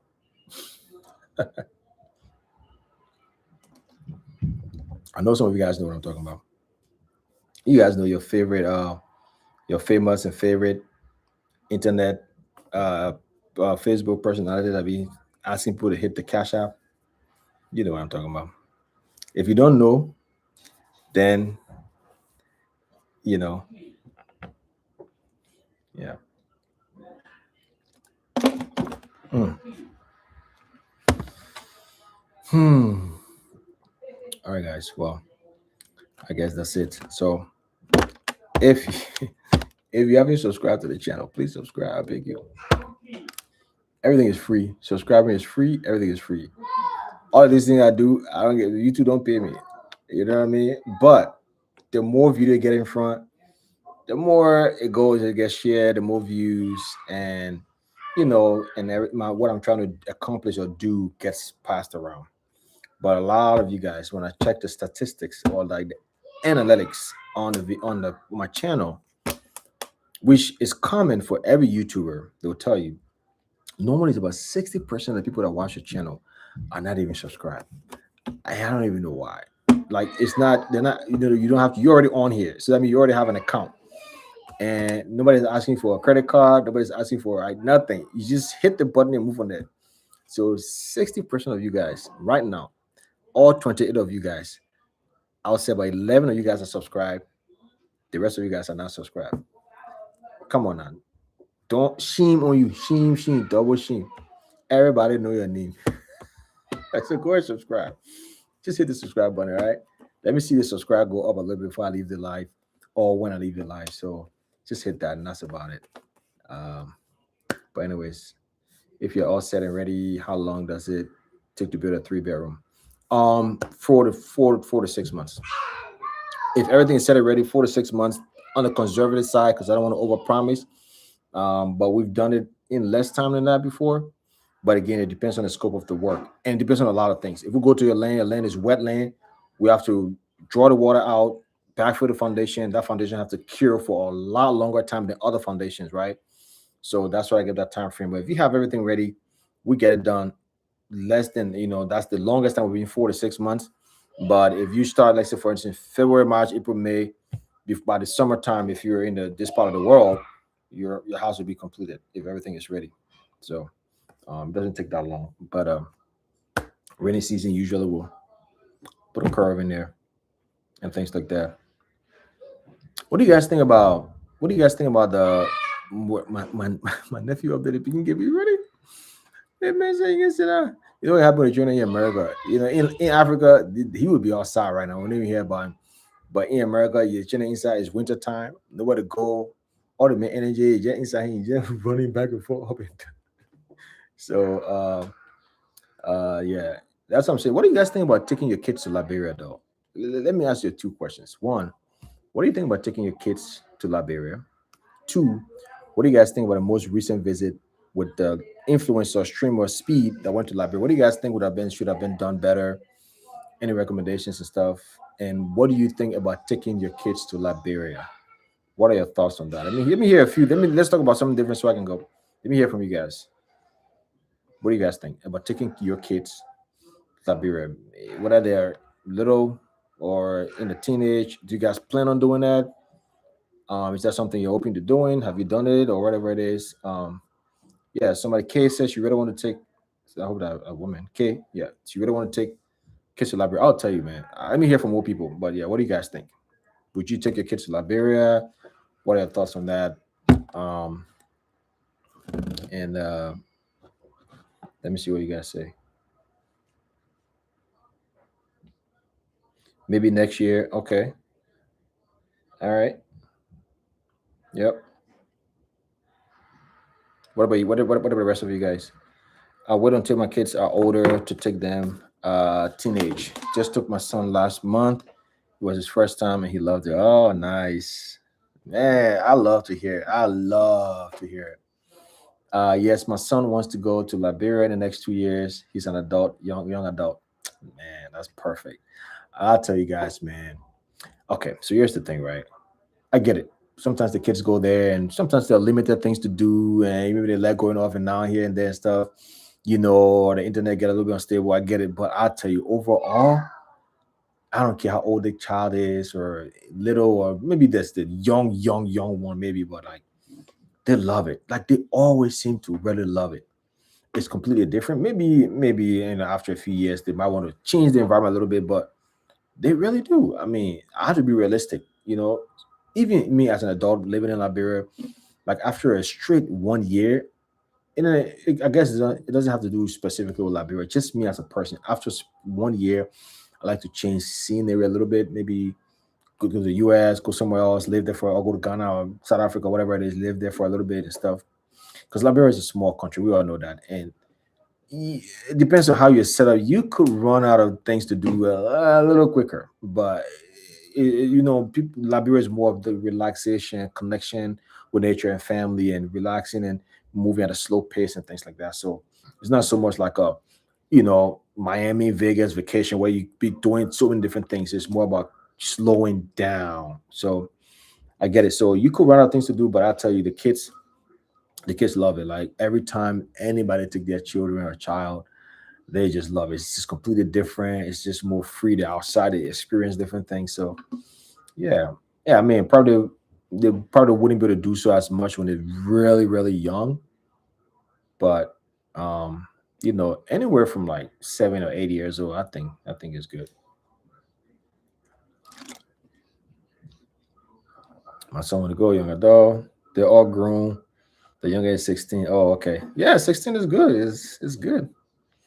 I'm one of those, been following your video and sharing for a while, but then you realize I did not subscribe to the channel until last week when I communicated with you. So I fixed it right away. Thank you so much. Yeah, it's just things that go unnoticed. Even I'm being hard on you guys, but I do it too. I have a lot of people I watch and I haven't subscribed yet. I always try to catch myself when I realize it. It's our duty now to just remind people. It's not intentional. I know a lot of people just watch stuff. The first thing that comes to your mind is not subscribing, but yeah. But it's a good thing. I'll just remind you guys every day, just subscribe. Let's get maybe at the end of the year, get a 20,000 follower. I know YouTube is one of the hardest platform to grow. Um, all the other social media is just easy. You can have people have 20,000, 100,000 on all the social media. But when it comes to YouTube, it's quite hard.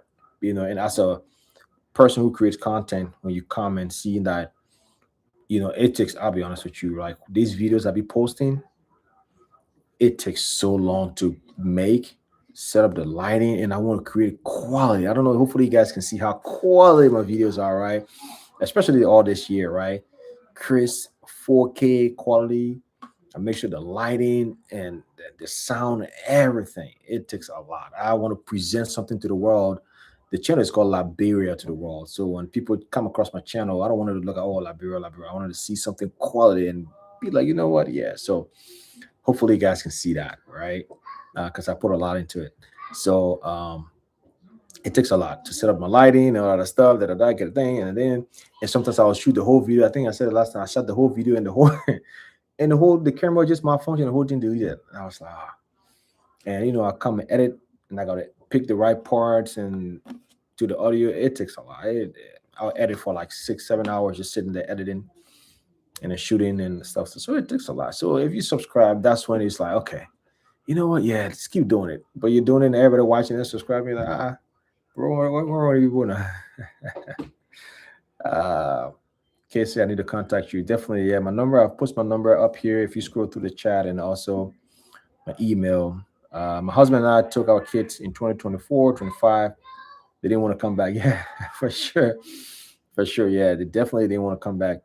My sister took her teenage daughter to Liberia a few years ago, and they loved it. Their dad is from Freetown, but they prefer Liberia. They want to go every year. You guys don't even know how excited when I hear these things, right?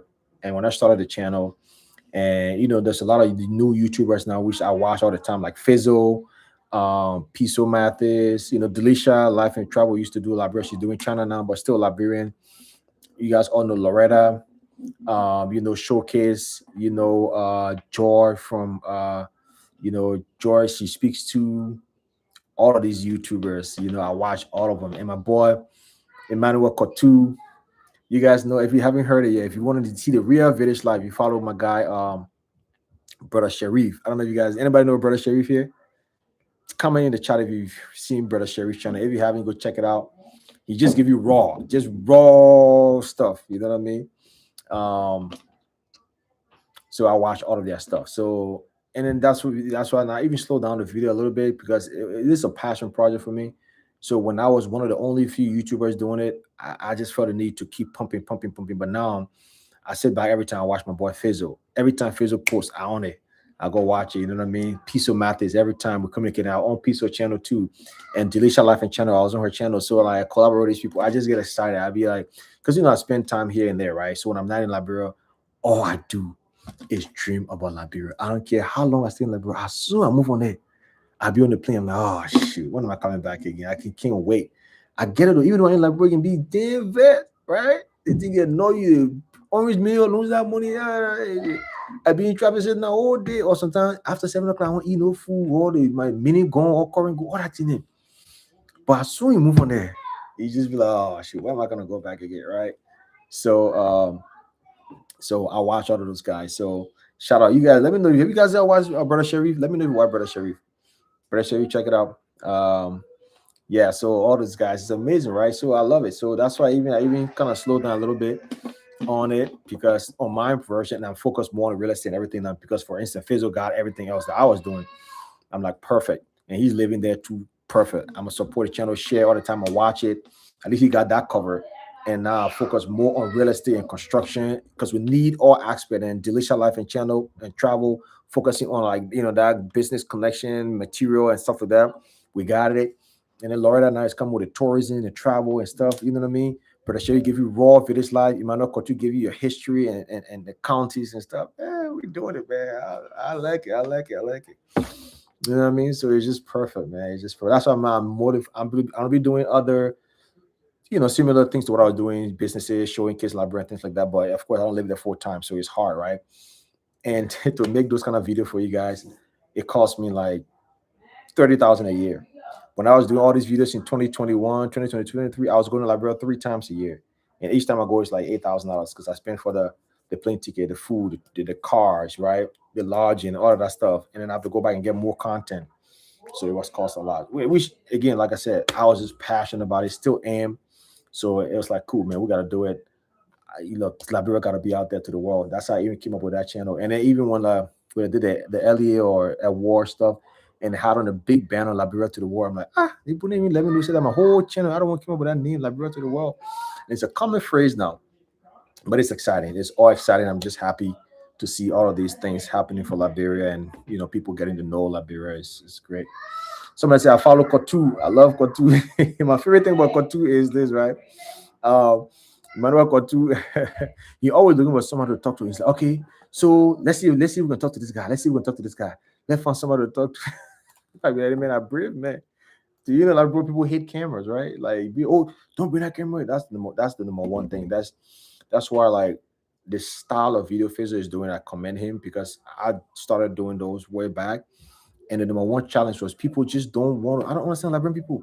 You own your business and you don't want somebody to come and showcase it. Like, when you come with a camera, oh no, don't bring that camera in here. Don't bring that camera. Like, I was just so confused. I'm like, wait, what? Like, how are people not wanting people to come showcase their business? The first place I want you guys, man, this that name by Echo Lodge. If you are a true follower, you see when I went there years ago. At that time, they haven't even built none of that lodge. I did a video there, right?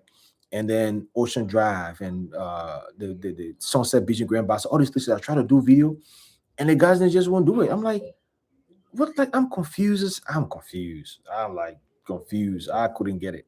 Anyway, camera, don't bring that camera in here. I'm like, oh shit. And then other places, like I keep saying it, in Ghana, like in other countries, when you go there, people be Kaisa, can't show the play. Yeah, they come like, well, like, are you kidding me? Do you have membership channel? You know what? That's something I thought about. I think I should definitely do it. Membership, you guys pay a little, $1.99 every month. At least that will help with my camera, battery. See the battery here, everything on die. This thing don't work, so I gotta go buy a new one. Just little things like that. You know what I mean? So I'll probably do a membership channel where you just pay a little $1.99 every month or $5 a month, whatever it is, to help out. Because all of these things are self-funded. You guys know that. That's about it. I'm going in March and I'm counting down the days. Yeah, I'm excited for you. I'll see you there. I'll be there.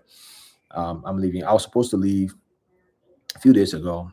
I don't know you guys know what's going on. You're pretty sure you know what's going on in the US. I'm in Minnesota, and I'm in the heart of what's going on. I'm not going to mention that people don't need anything like that because all kind of thing happen on the internet, such all kind of thing. But all I will say is I'm in the middle of all of it. And I was supposed to leave. And the day I was supposed to leave, that's when the whole state shut down in Minnesota for the biggest protest that day would where nobody went to work, nothing, this and that. So I couldn't even come to Liberia. So I pushed my trip a little bit. So I'll be out there. I'm usually around this time of the year, I'm there until the end of summer. So I'll meet you there, Teresa Goodrich. I shall meet you there. Miata. How the white people can pronounce your name? Miata? Miata. Can you tell us about the best and cleanest place to live? I have problems with overcrowded. So here's the thing. As soon as you leave that Central Monrovia, you're good. And you leave that Central Monrovia area and you like looking down, do one, Banaville, this one, that just leave that area. As soon as you go out a little bit, right? You go out to around back in Caldwell, Johnsonville, back there, you go to Broadville, you start going on the highway a little bit further, you're good. All that places is fine, quiet, nice. But as soon as you come to that center, Dupo Road, Relay, or that area, pipeline, this one, that one, looking time, Canaville, that places, yeah, you're gonna be in the middle. You're gonna have some problems. Yeah, if you, but as soon as you get out, that's what most people are running towards the highway now, especially with the highway now completed. So you're good. Nice and quiet. That's where I'm building my property too and stuff like that. So Liz said mine is grown and went for the first time 4 years ago. Most kids and young adults love it. When they go home, Liberia needs entertainment spot for children. Yeah, yeah, definitely, yeah. So and you guys been you probably seen Joyland, one of my other friend who opened that has bouncing castle games and all of that stuff. And then people go to other places, few places coming up. But yeah, you said like you said. So that's the only thing, right? The outdoors and everything will really hold the kids, but like other kind of entertainment that will keep them, right? So that's the other kind of entertainment that will keep them. So that's what Liberia needs. And it takes you and I, right? Because Jordan, she went there, and other people did that. When you go to PHP Park, they have that gaming thing and stuff. Things are coming. It's coming. I talk to people all the time. People who sit in the diaspora and think Liberia not going anywhere. It is. They're just not looking in the right place. I say Liberia is coming, and it's being built by you and I. You and I that's on here is being built by us because you guys are going back. You're building. You're putting your property there. You're looking for businesses to do. You're employing people, and you're thinking outside the box. Like, okay, what is not? What isn't in Liberia? Let's figure it out and let's get that up. And and you guys are the one. We are building Liberia. Like I said, if the government job is to facilitate. It's not to create jobs and make everybody rich. Is to facilitate. Just lay down the avenue. The people are the one that create the job. Because not everybody can work for government. Even in the U.S., the biggest employer, other than the military and stuff like that, is like Walmart and Amazon and those places, right? Those are private businesses. So the government just facilitate, they create an avenue and infrastructure in order to run things like a conveyor belt, let things just run smoothly. But it's not the government job. Everybody, oh, the government providing most people in Labrador, they don't even want to do certain things. Most people in Labrador don't want to do certain things. They just want to, everybody want to work for a government. Everybody want to wear suit and tie to go sit on somewhere. Nobody want to get into the soil or being resourceful or innovative. Like, you know what I mean? And so at the end of the day, we is up to us as well to be able to utilize. People look at that kind of money, right? $800 million go to Liberia every year. Why are people in Liberia using that money to do things, right? But most people would take that money and just hand them out. They go enjoy it. Everybody enjoy it. The one thing you can never see lacking in Liberia is enjoyment. People enjoy Sunday to Sunday. You know what I mean? And none of these people are thinking about that, right? So at the end of the day, people blame the government for everything, but it's really not. It's we the people are the one who creates. We the one who create. Private sector in America is the biggest. When you combine all the private sector together, it's 10 times bigger than any government employment agency. You know what I mean? There's like over around a million small businesses in America. America is made up of small businesses everywhere. The place you work right now is a small business. Any business that have under maybe 500 employees is a small business. Most of the places you work is small businesses. So these are the people that are employing you. Imagine if only the government was employing people in America, what going to happen? The whole country going to be out of job. So when people talk about, oh, the government, I get it. But at the end of the day, we the one, the mindset of us, the people in Liberia, when you send a $50 that they keep it, you send a $50 they keep it, they didn't put something together, but you send a $50 they put ticket, they spend on the birthday picture, or they do the one, do the one, do the one, and at the end of the day, they say that, be, oh, government, I get no job. Like, you know what I mean? Come on, man. They have entertainment spot for children. Yeah, yeah, they do. Okay, Liberia is on the rise. Definitely is. Africa is on the rise. Africa is next up. It's already up. If you guys don't know what's going on, there's a paradigm shift in the U.S. People are not born here anymore. It's too expensive to give birth in America. People are not born anymore. Birth rate is going down. That's why the whole immigration thing is surprising to me because we need more immigrants in this country. America's largest population is old folks, people over 35. That is not your workforce. The baby boomer and all those guys, like they're the majority of people in America. America got a lot of old people.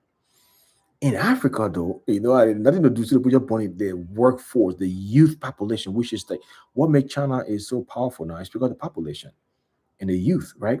So Africa is where all these big companies they see what's going on. They're moving. The Amazon, Google, all these guys are going there, all in Africa now because you get that youth, you get the cheap labor, you get population, you get the workforce that's there.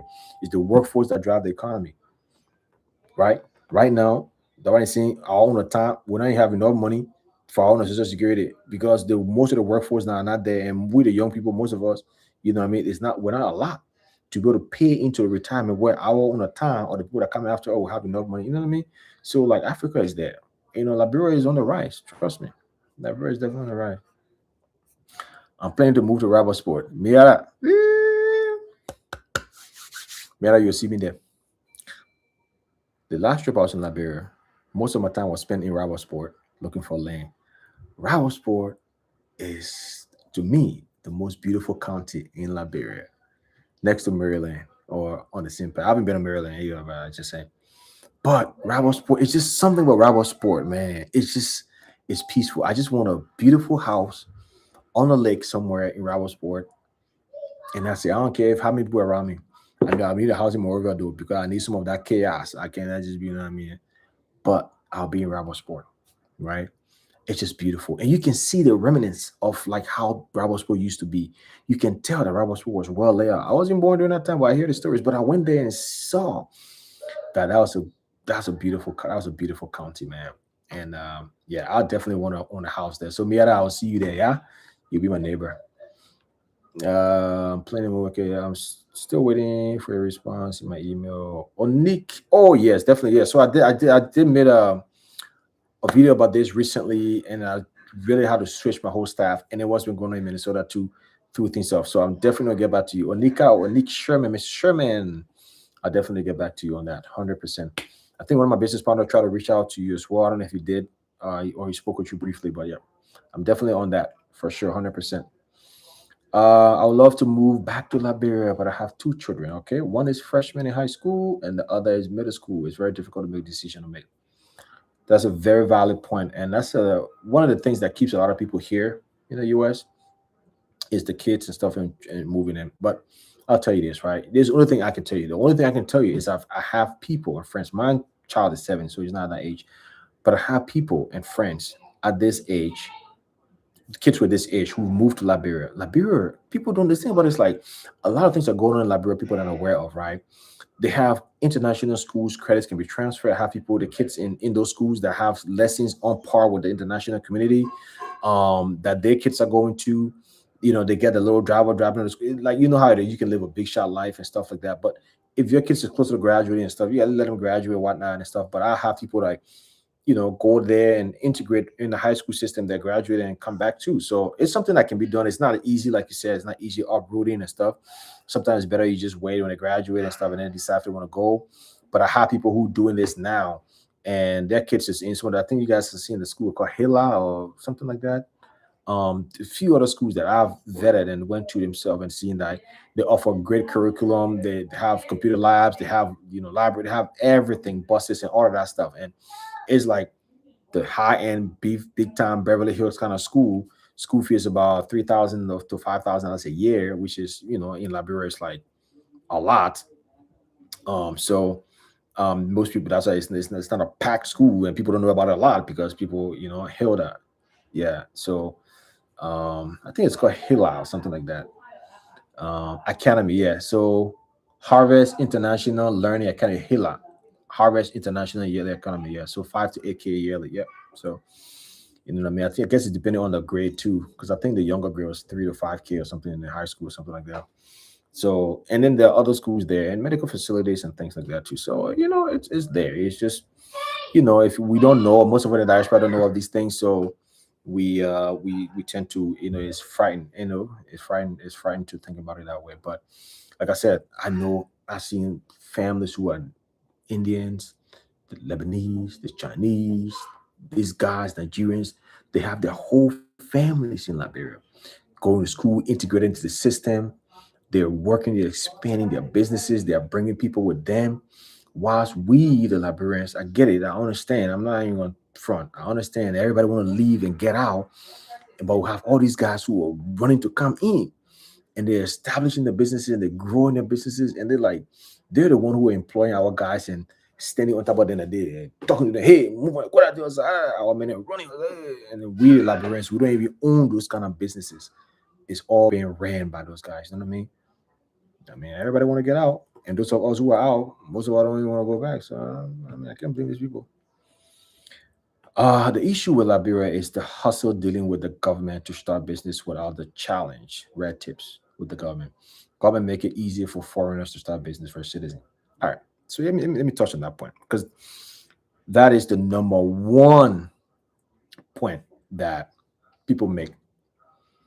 And I somewhat agree, but for the most part, I disagree with it. Right. Because it's for me, it's a cop out. It's what everybody say just so that they don't go and try to go through the hustle. It's a get out of jail free card. You say that and you be like, oh, yeah, I'm not doing nothing there. I'll be honest with you. The same challenges the government pose to we the Liberian is the same challenges it pose to foreigners. I'll be honest.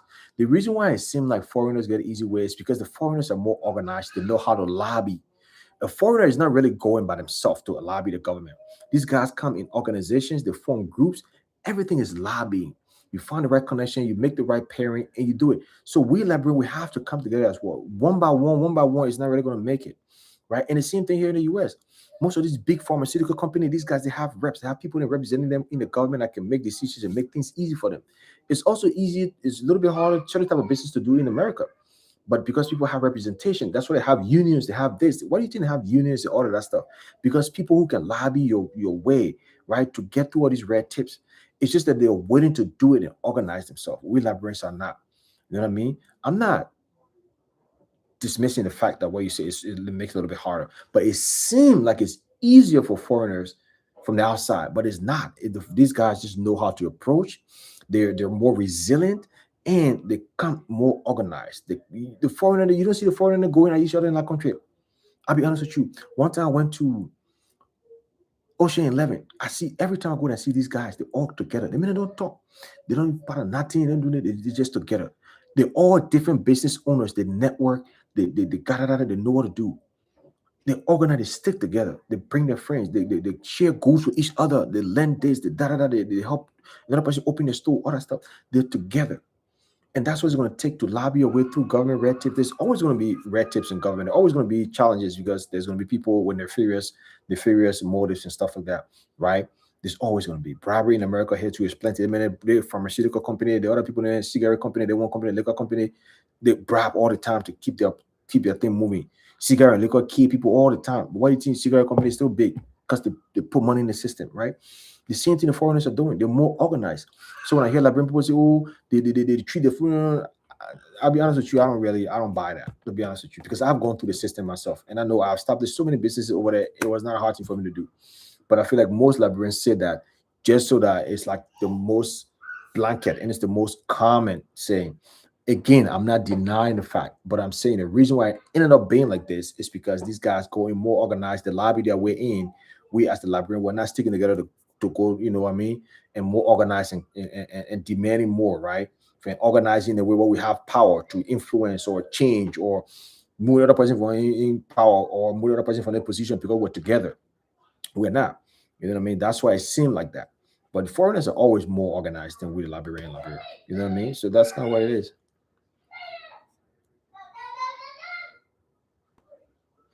Waiting for the next 2 to 3 years. Definitely, definitely. Yeah. A lot of people are moving back though. A lot of people are moving, a lot of people are living in Liberia.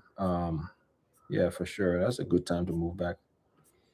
But yeah, I'm out of here myself. The process takes time, but we just gotta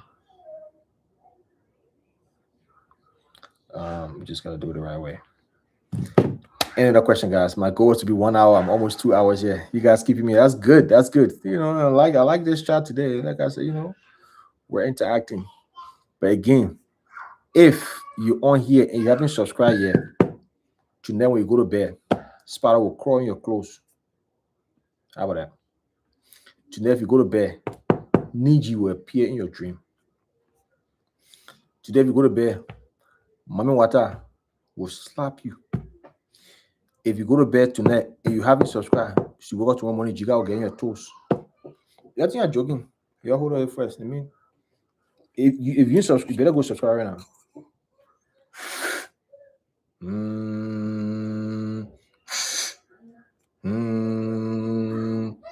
Be there. If you see that you haven't subscribed, when I go click the subscribe button, I think you see tomorrow morning you come on live, you can't do confession.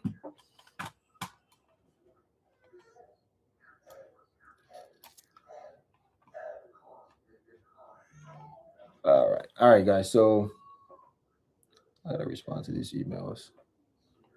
But anyways, anything else, guys? Any kind of business? People ask me all the time about where to buy land, how to buy land, what kind of business to open, what kind of this, what kind of that, what kind of thing, all that stuff. So if you got it, just let me know. I answer that. But other than that, I'll be posting the other videos on a different day. And I want to appreciate you guys for joining my live. I'm about an hour and 50 minutes in. My throat hurting now.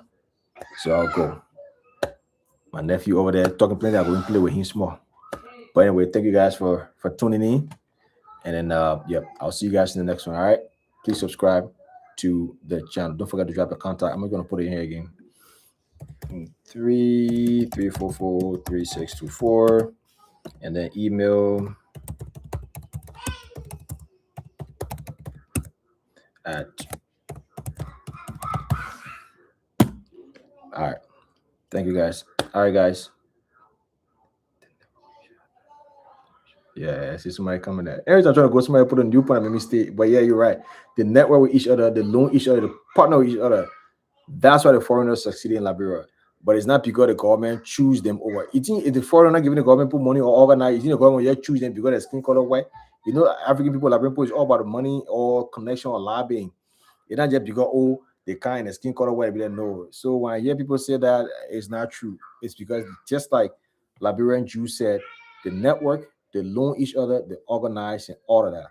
They stay together and they stay out of politics completely. You don't hear them saying one thing, even though because they're not Liberian too, but or some of them are Liberian by some kind of means, but yeah, they just quiet. You meet a minute, they're always laughing with each other, they organize. I said I'll go in and see talking again.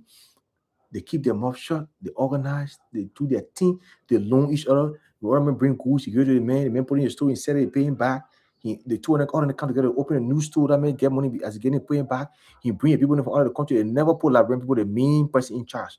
They will bring the people in from out of the country, their brother and sister, and men, and then Liberian people use the manager, honor the main person, and things like that.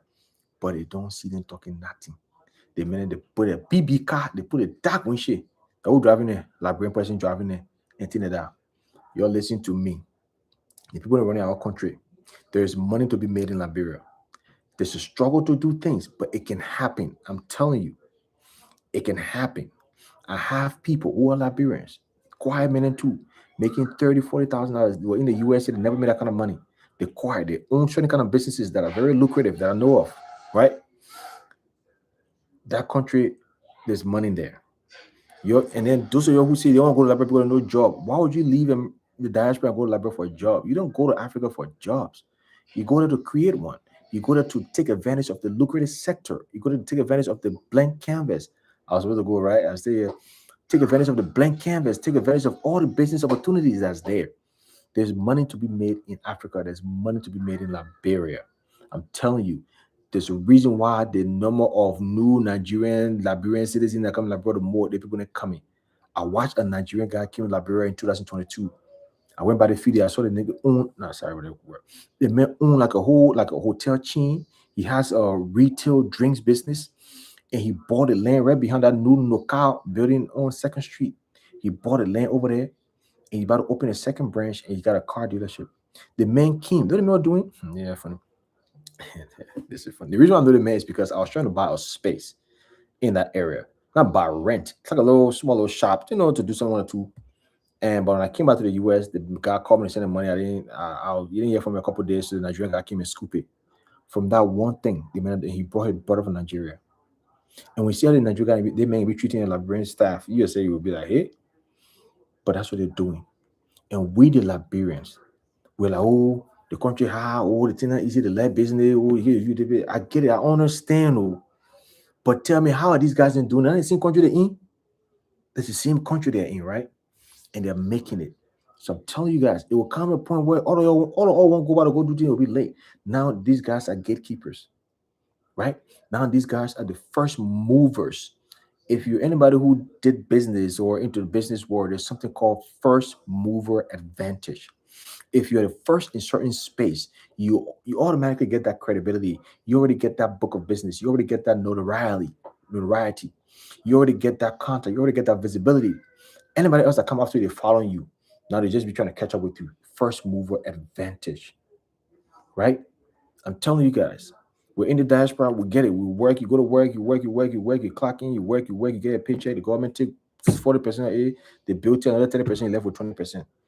And after a little release, I think left with 10%. I get it. It's consistent. It comes every 2 weeks. It comes every month. It comes whatever it is. It's consistent. The LED never go off. The TV never go on. Internet is fast. I understand. But that gives you small room to really save for your future. You be saving 100, 200, 500 every month. Why I get many over there making about 30K a month? I get it. It's not for everybody. It's not going to happen for everybody now. I understand. I'm not doing a blanket statement. I'm not saying it's all bread and butter. I understand. I'm not naive. But I'm saying the possibility of it. If you go and really hustle in Liberia, it don't work out. You do everything, you really hustle, it don't work out. At least you can come and be like, you know what? Yeah, I try. But for me to be in this diaspora and be thinking, man, I wonder if I'm going to make it. I wonder if that wonder if thing is that what can keep people soon in life. But if you really did something, you did all and didn't make it, you can really feel secure that, you know what? Yeah, that was not going to work. It's not for me. You can be, you know what I mean? You live your life happily. But it will come to a time where all of us like will be running back to Liberia to do certain things, and all of these things are taken up. That I make it right now. I see people complaining about land prices. I look at it and laugh. Like, yeah, what do you think? Everything in Liberia is just dirt cheap? No, there are land prices that are $30,000. It don't matter if people in the country can't afford to buy Gary. That's the cost of that land because of the demand. It's not it has nothing to do with because civil servant making $50 a month. No, it is the cost of that land because you know why? Somebody's going to buy it. The foreigners that come are going to buy it. The guys who've been planning are going to buy it because they know the value and the return they're going to get. That's what determines the value of that land. The land price is not determined by how 30% of the country in poverty. When people talking that thing, it really pissed me off.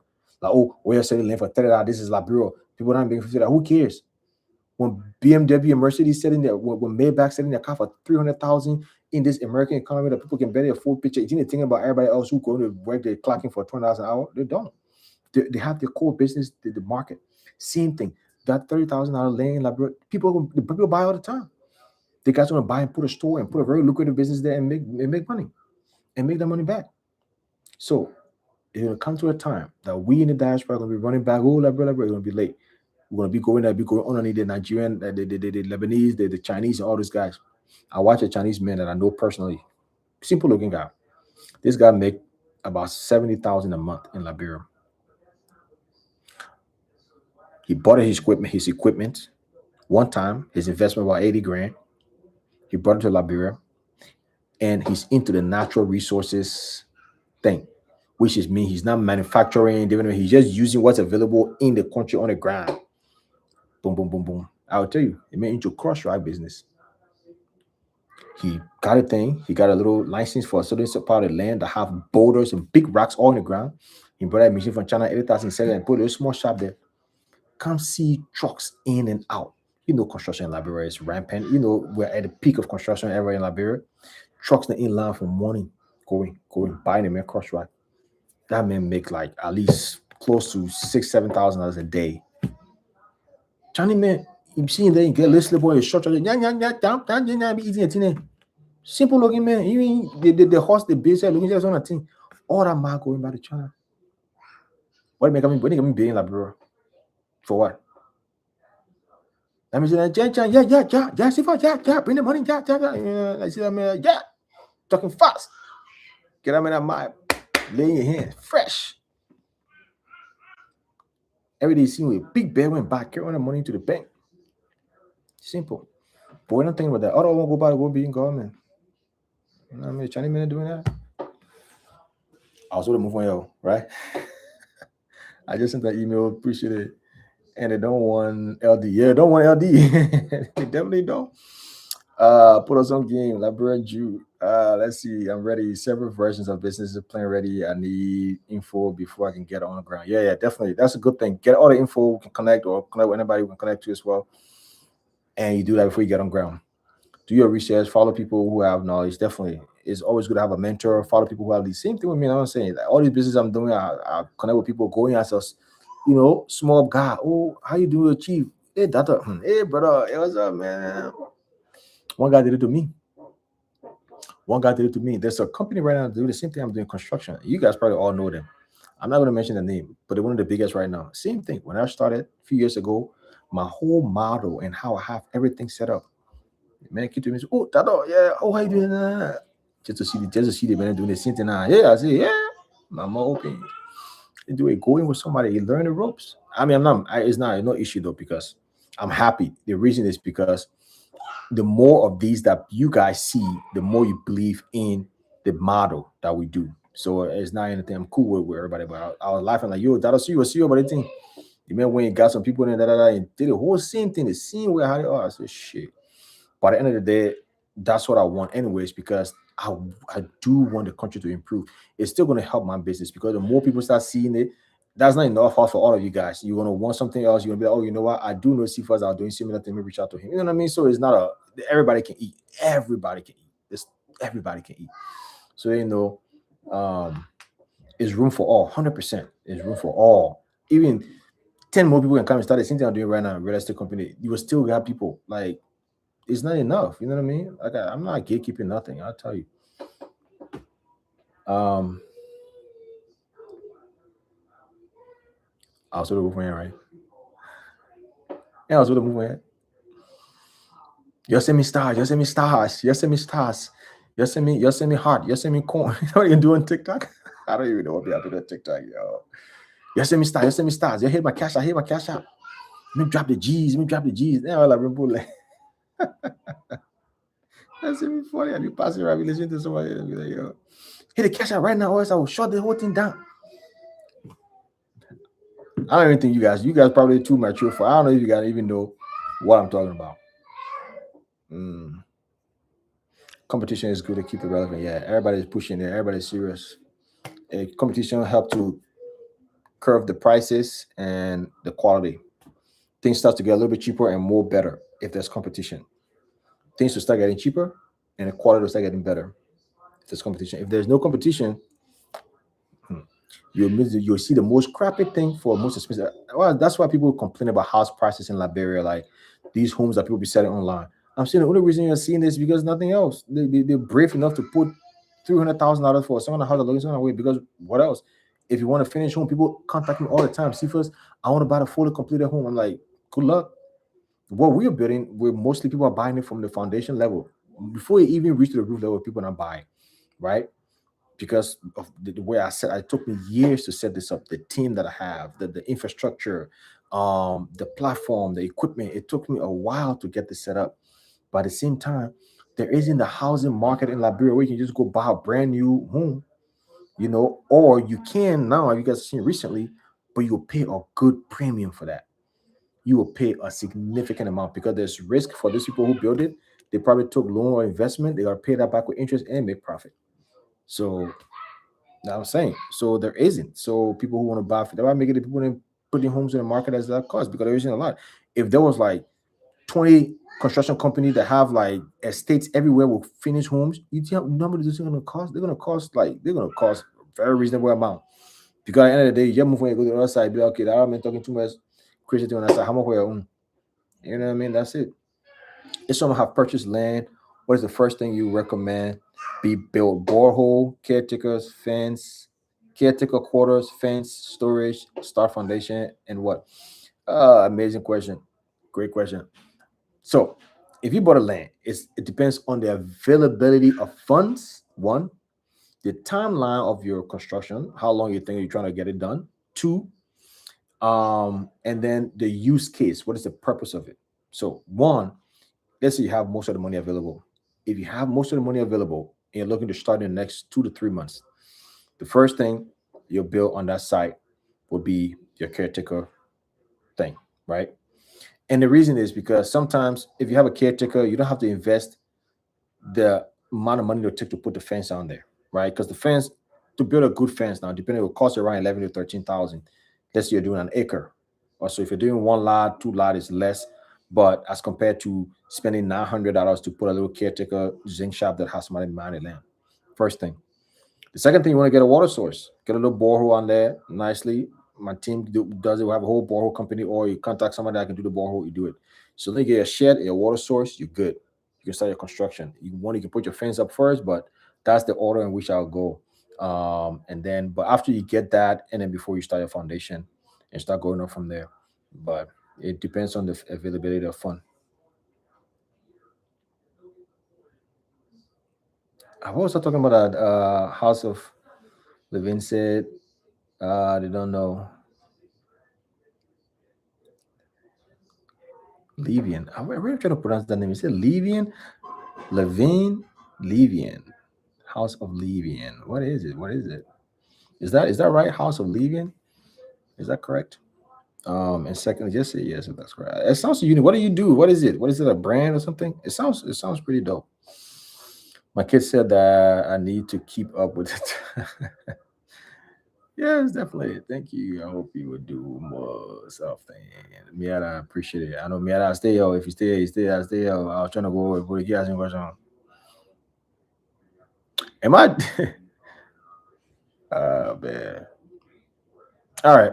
2 hours. Okay, I think I'm not gonna go now. All right, I gotta go eat. I cook a lot. If you guys have seen, I post a video. I cook a lot, and I made red oil soup. The red oil with the kitty and okra and everything, and I cooked up again. So I'm gonna get some food and eat right now. But see ya. Stay tuned. Subscribe, or as Niji will catch you tonight. All right. Peace out, guys.